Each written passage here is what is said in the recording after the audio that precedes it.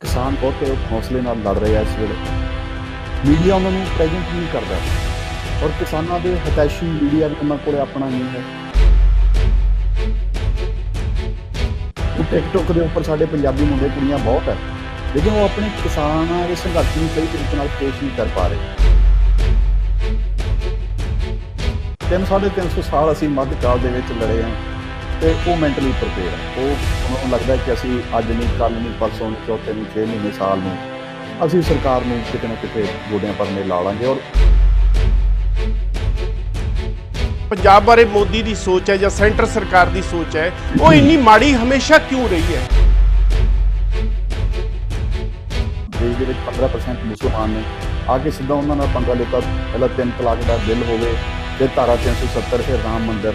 तो पहला उन्होंने असी, हालांकि मैं उस वेले भी डिकलेयर करता सी कि इधरों वेले होकर मोदी साहब पंजाब नाल पंगा लैणगे। मोदी साहब जिहड़े ने वो पढ़े लिखे तो है नहीं, भावें उन्होंने डिग्रियां 2-3 दिखा दित्तियां, ना तो उन्होंने कदे यूनीवर्सिटी लभी है, ना उन्होंने कोई क्लास फेलो लभ्या, ना उन्होंने कोई टीचर लभ्या।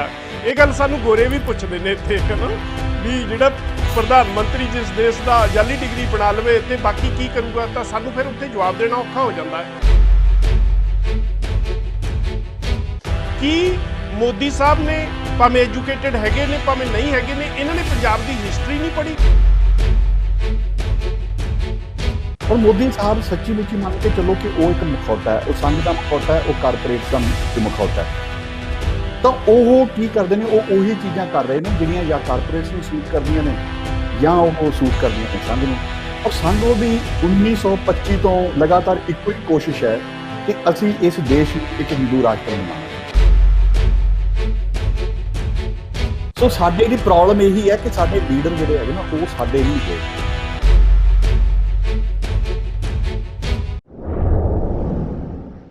कोई सुता सड़क किनारे ते, कोई करदा ऐश चुबारे ते। जिवें साडे पंजाब दे मुख मंत्री साहब अपने महलों दे विच जट बैठा धरनियां दे उत्ते अपना घर बार छड्ड के, बच्चे लैके, औरतां लैके, ते साडे मुख मंत्री साहब अपनी विदेशी महिला मित्र दे नाल जाम पढ़ा रहे ने अपने महलों दे विच। इत्थों पता लगदा है कि कौन पंजाब बारे सीरीयस है ते कौन नहीं हैगा। इन्हां तो की उम्मीदां रखियां जा सकदियां? कोई सुता सड़क किनारे ते, कोई करदा ऐश चुबारे ते, कोई तरसे बेहे टुक्कर नूं, कोई पी के चब्बे कुक्कड़ नूं। किते भुखे न्याणे सुत्ते ने, किते दुੱਧ पीण नूं कुत्ते ने, किते नंगा कंबे राहां ते, किते टंगे कोट ने बाहां ते। इत्थे की कारे हुंदे ने, रिश्वत नाल गुजारे हुंदे ने। मैं संगदा तैनूं दस्सण तो तेरे सामने सारे हुंदे ने। कदी बंदा बन के आ रब्बा, तैनूं दुख सुणाउणा चाहुंदा हां। इसे गल दी खातर रब्बा मैं तैनूं हेठ धरती ते बुलाउणा चाहुंदा हां, मैं धरती ते बुलाउणा चाहुंदा हां। अकाल चैनल ते पंजाबी जंक्शन देख रहे सारे ਸਰੋਤਿਆਂ ਨੂੰ सब तो पहला मेजर सिंह संधू ਵੱਲੋਂ प्यार ਤੇ सत्कार भरी सत श्री अकाल, सलाम, नमस्ते, of course a very good evening. दोस्तों, प्रोग्राम पंजाबी जंक्शन ਜਿਹੜਾ हमेशा पंजाबीयत ਦੀ ਗੱਲ ਕਰਦਾ ਹੈ, ਪੰਜਾਬ ਦੇ ਵਿੱਚ ਸਿਆਸਤ ਕਿਵੇਂ ਭਖ ਰਹੀ ਹੈ, ਕੀ ਚੰਗਾ ਹੋ ਰਿਹਾ, ਕੀ ਮਾੜਾ ਹੋ ਰਿਹਾ, ਕੀ ਸਾਡੇ ਸਮਾਜ ਦੇ ਵਿੱਚ ਤਬਦੀਲੀਆਂ ਹੋ ਰਹੀਆਂ, ਬੇੜਾ ਗਰਕ ਹੋ ਰਿਹਾ ਜਾਂ ਉન્નਤੀ ਵਾਲੇ ਪਾਸੇ ਨੂੰ ਜਾ ਰਿਹਾ, ਇਹ ਸਾਰੀਆਂ ਗੱਲਾਂ ਇਸ ਸ਼ੋਅ ਦੇ ਵਿੱਚ ਕਰਿਆ ਕਰਦੇ ਹਾਂ। ਤੇ ਇੱਕ ਹਸਤੀ ਸਾਡੇ ਨਾਲ ਪੰਜਾਬ ਤੋਂ ਜੁੜਿਆ ਕਰਦੀ ਹੈ, ਜਿਹੜੀ ਪੰਜਾਬ ਦੀ ਮੌਜੂਦਾ ਸਥਿਤੀ ਬਾਰੇ ਚਾਨਣਾ ਪਾਇਆ ਕਰਦੀ ਹੈ। ਅੱਜ ਇੱਕ ਨਹੀਂ ਦੋ ਹਸਤੀਆਂ ਨੇ।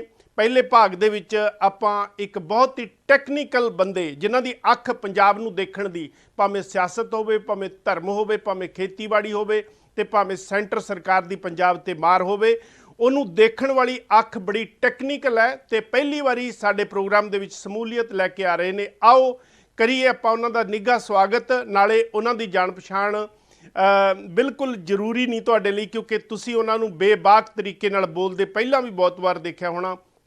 ਅੱਜ ਫਿਰ ਇੱਕ ਵਾਰ ਤੁਹਾਡੀ ਮੁਲਾਕਾਤ ਕਰਾਉਂਦੇ ਹਾਂ ਪੰਜਾਬ ਦੀ ਮੌਜੂਦਾ ਸਥਿਤੀ ਤੇ ਪ੍ਰੋਫੈਸਰ ਪਾਲੀ ਭੁਪਿੰਦਰ ਸਿੰਘ ਪੰਜਾਬ ਯੂਨੀਵਰਸਿਟੀ ਦੇ ਵਿੱਚ ਨੇ ਜਿਹੜੇ। ਪਾਲੀ ਜੀ, ਤੁਹਾਡਾ ਬਹੁਤ ਬਹੁਤ ਨਿੱਘਾ ਸਵਾਗਤ। ਤੁਹਾਡਾ ਬਹੁਤ-ਬਹੁਤ ਸ਼ੁਕਰੀਆ ਸੰਧੂ ਸਾਹਿਬ ਕਿ ਤੁਸੀਂ ਮੈਨੂੰ ਆਪਣੇ ਅਕਾਲ ਚੈਨਲ ਦੇ ਰਾਹੀਂ ਸਾਰੀ ਦੁਨੀਆ ਵਿੱਚ ਬੈਠੇ ਪੰਜਾਬੀਆਂ ਦੇ ਰੂਬਰੂ ਕਰ ਰਹੇ ਹੋ। ਔਰ ਸ਼ੁਕਰੀਆ ਤੁਹਾਡਾ ਬਹੁਤ-ਬਹੁਤ। ਤੁਸੀਂ ਮੇਰਾ ਸਵਾਗਤ ਕਿਉਂ ਕਰ ਰਹੇ ਹੋ, ਮੈਂ ਤੁਹਾਡਾ ਸ਼ੁਕਰੀਆ ਅਦਾ ਕਰਾਂਗਾ ਕਿ ਮੈਨੂੰ ਆਪਣੇ ਵੀਰਾਂ ਨਾਲ ਗੱਲ ਕਹਿਣ ਦਾ ਮੌਕਾ ਦੇ ਰਹੇ ਹੋ ਤੁਸੀਂ। ਦੇਖੋ, ਇਹਨਾਂ ਬੋਲਬਾਣੀ ਤੋਂ ਹੀ ਪਤਾ ਲੱਗ ਜਾਂਦਾ ਕਿ ਬੰਦਾ ਜਿਹੜਾ ਕਿੰਨੀ ਕੁ ਲਿਆਕਤ ਰੱਖਦਾ ਹੈ, ਤੇ ਸਾਡੀ ਗੱਲ ਨੂੰ ਤੁਸੀਂ ਬੜੇ ਟੈਕਨੀਕਲ ਤਰੀਕੇ ਨਾਲ ਉਲਟਾ ਦਿੱਤਾ।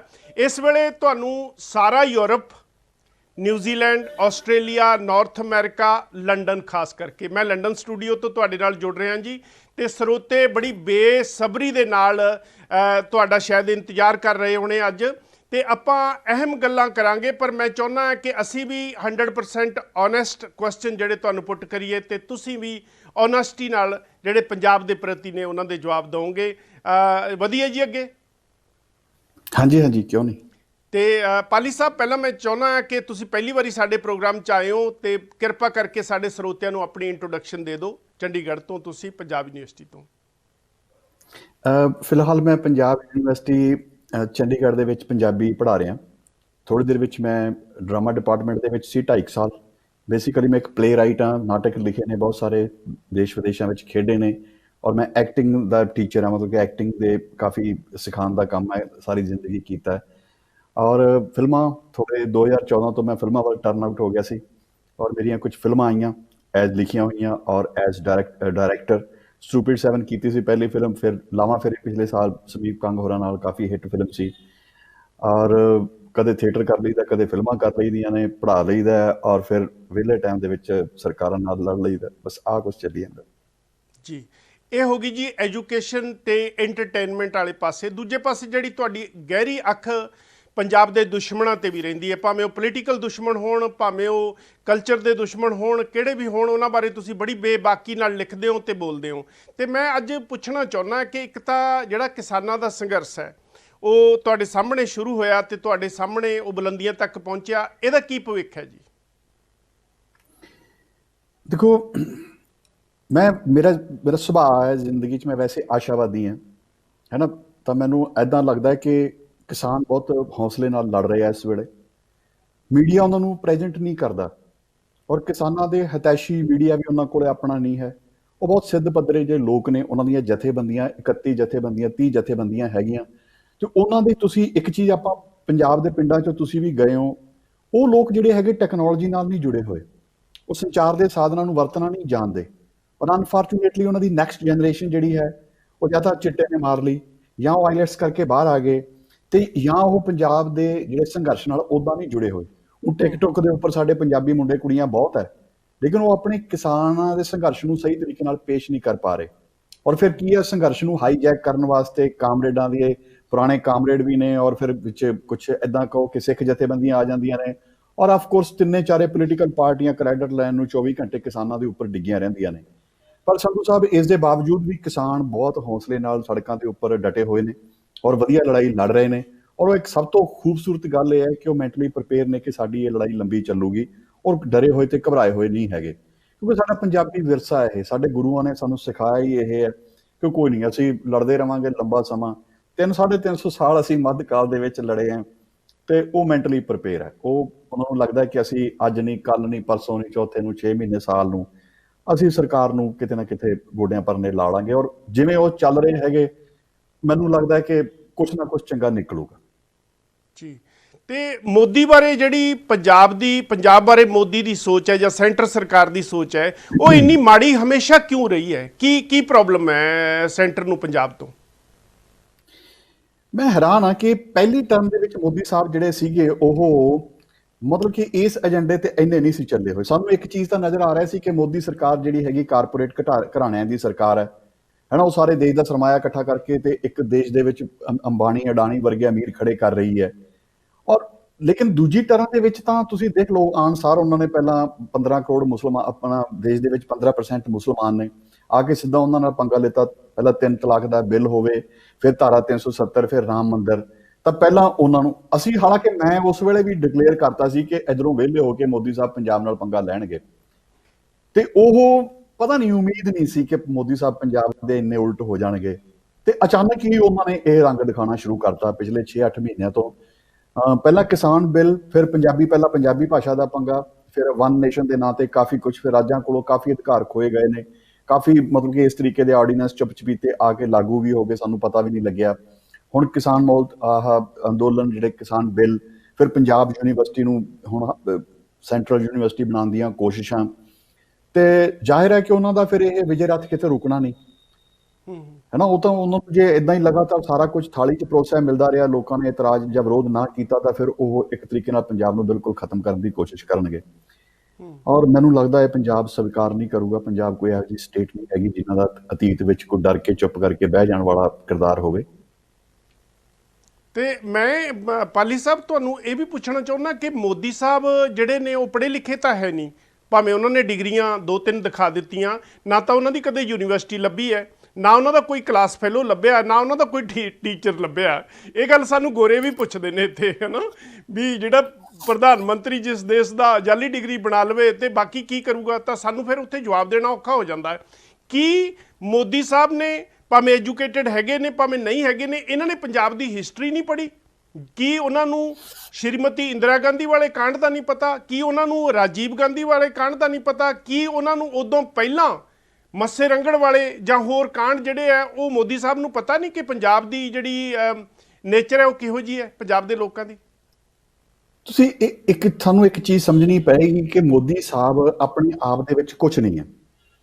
50% ਉਹਨਾਂ ਦੇ ਪਿੱਛੇ ਸੰਘ ਹੈ ਤੇ 50% ਉਹਨਾਂ ਪਿੱਛੇ ਕਾਰਪੋਰੇਟ ਹੈ। ਜਿਹੜੀਆਂ ਉਹ ਲੋਕ ਵਿਰੋਧੀ ਤੇ ਕਾਰਪੋਰੇਟ ਦੀ ਸੂਟ ਕਰਨ ਵਾਲੀਆਂ ਨੀਤੀਆਂ ਬਣਾਉਂਦੇ ਆ, ਉਹ ਕਾਰਪੋਰੇਟ ਤਿਆਰ ਕਰਦਾ, ਉੱਥੇ ਮੋਦੀ ਸਾਹਿਬ ਮੁੱਖ। ਤੇ ਜਿਹੜੀਆਂ ਇਹੋ ਜਿਹੀਆਂ ਲੜਾਈ ਝਗੜੇ ਵਾਲੀਆਂ ਮੁਸਲਮਾਨਾਂ ਨੂੰ ਪਾ ਕੇ ਰੱਖੋ ਜਾਂ ਸਿੱਖਾਂ ਨਾਲ ਪੰਗਾ ਲੈ ਲਓ, ਇਹ ਨੀਤੀਆਂ ਬਣਾ ਕੇ ਦਿੰਦਾ ਉਹਨਾਂ ਨੂੰ ਸੰਘ। ਔਰ ਮੋਦੀ ਸਾਹਿਬ ਸੱਚੀ ਮੁੱਚੀ ਮੰਨ ਕੇ ਚੱਲੋ ਕਿ ਉਹ ਇੱਕ ਮਖੌਟਾ ਹੈ, ਉਹ ਸੰਘ ਦਾ ਮਖੌਟਾ ਹੈ, ਉਹ ਕਾਰਪੋਰੇਟ ਦਾ ਮਖੌਟਾ ਹੈ।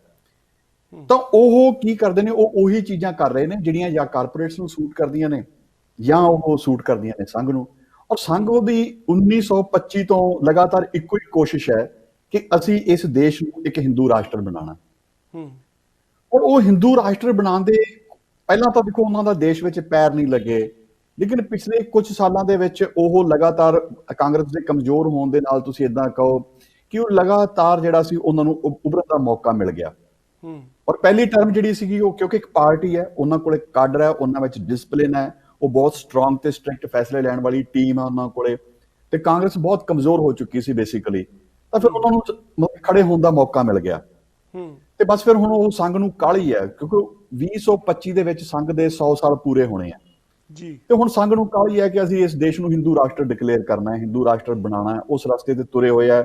ਪਿਛਲੇ ਹਫ਼ਤੇ ਮੋਹਨ ਭਾਗਵਤ ਜੀ ਕਹਿ ਵੀ ਚੁੱਕਿਆ ਕਿ ਇਹ ਦੇਸ਼ ਇੱਕ ਹਿੰਦੂ ਰਾਸ਼ਟਰ ਹੈ, ਤੇ ਉਹ ਕਹਿ ਚੁੱਕਿਆ, ਤੇ ਫਿਰ ਇਹਦਾ ਮਤਲਬ ਹੈ ਕਿ 25 ਤੱਕ ਉਹ ਡਿਕਲੇਅਰ ਕਰਨ ਦੀ ਕੋਸ਼ਿਸ਼ ਕਰਨਗੇ। ਇਸ ਕਰਕੇ ਹੁਣ ਉਹ ਹਰ ਇੱਕ ਸਟੇਟ ਨਾਲ, ਜਿਹੜੀ ਸਟੇਟ ਬਾਗੀ ਹੈ, ਆਫ ਕੋਰਸ ਅਗਰ ਦੇਸ਼ ਵਿੱਚ ਜੰਮੂ ਕਸ਼ਮੀਰ ਤੋਂ ਬਾਹਰ ਕੋਈ ਸਟੇਟ ਬਾਗੀ ਹੈ ਤੇ ਸਾਡਾ ਪੰਜਾਬ ਹੈ। ਤੇ ਹੁਣ ਉਹ ਪੰਜਾਬ ਨਾਲ ਉਹਨਾਂ ਲਈ ਇਹ ਪੰਗੇ ਲੈਣੇ ਜ਼ਰੂਰੀ ਸੀ ਕਿ ਪੰਜਾਬ ਦੇ ਵਿੱਚ ਵੀ ਉਹਨਾਂ ਦੀ ਰਾਜ ਹੋਵੇ, ਉਹਨਾਂ ਦੀਆਂ ਵੋਟਾਂ ਨਿਕਲਣ, ਉਹਨਾਂ ਦੇ ਕੁਝ MP ਖੜੇ ਹੋ ਜਾਣ। ਤੇ ਮੈਨੂੰ ਲੱਗਦਾ ਉਹ ਤਾਂ ਕਰਕੇ ਸ਼ਾਇਦ ਪੰਗੇ ਲੈ ਰਹੇ ਨੇ। ਪਾਲੀ ਸਾਹਿਬ, ਇੱਥੇ ਇੱਕ ਗੱਲ ਹੋਰ ਚਰਚਾ ਦਾ ਵਿਸ਼ਾ ਸ਼ਾਇਦ ਬਣ ਜੇ ਥੋੜੀ ਬਹੁਤੀ ਦੇਰ ਦੇ ਵਿੱਚ। ਮੇਰੇ ਤੈਮਿਲ ਲੋਕਾਂ ਨਾਲ ਕਾਫੀ ਸੰਬੰਧ ਨੇ, ਮੈਂ ਤੈਮਿਲ ਭਾਸ਼ਾ ਵੀ ਜਾਣਦਾ ਹਾਂ, ਹੈ ਨਾ, ਮੇਰੀ ਉਹਨਾਂ ਨਾਲ ਕਨਵਰਸੇਸ਼ਨ ਵੀ ਹੁੰਦੀ ਰਹਿੰਦੀ ਹੈ। ਪਰ ਮੇਰੇ ਜਿਹੜੇ ਵਰਕ ਕਲੀਗ ਨੇ ਉਹ ਵੀ ਨੇ, ਅਕਸਰ ਮੈਂ ਇਸ ਮੁੱਦੇ ਤੇ ਗੱਲ ਕਰਦਾ ਹਾਂ, ਉਹ ਵੀ ਹੇਟ ਕਰਦੇ ਆ ਸੈਂਟਰ ਸਰਕਾਰ ਨੂੰ।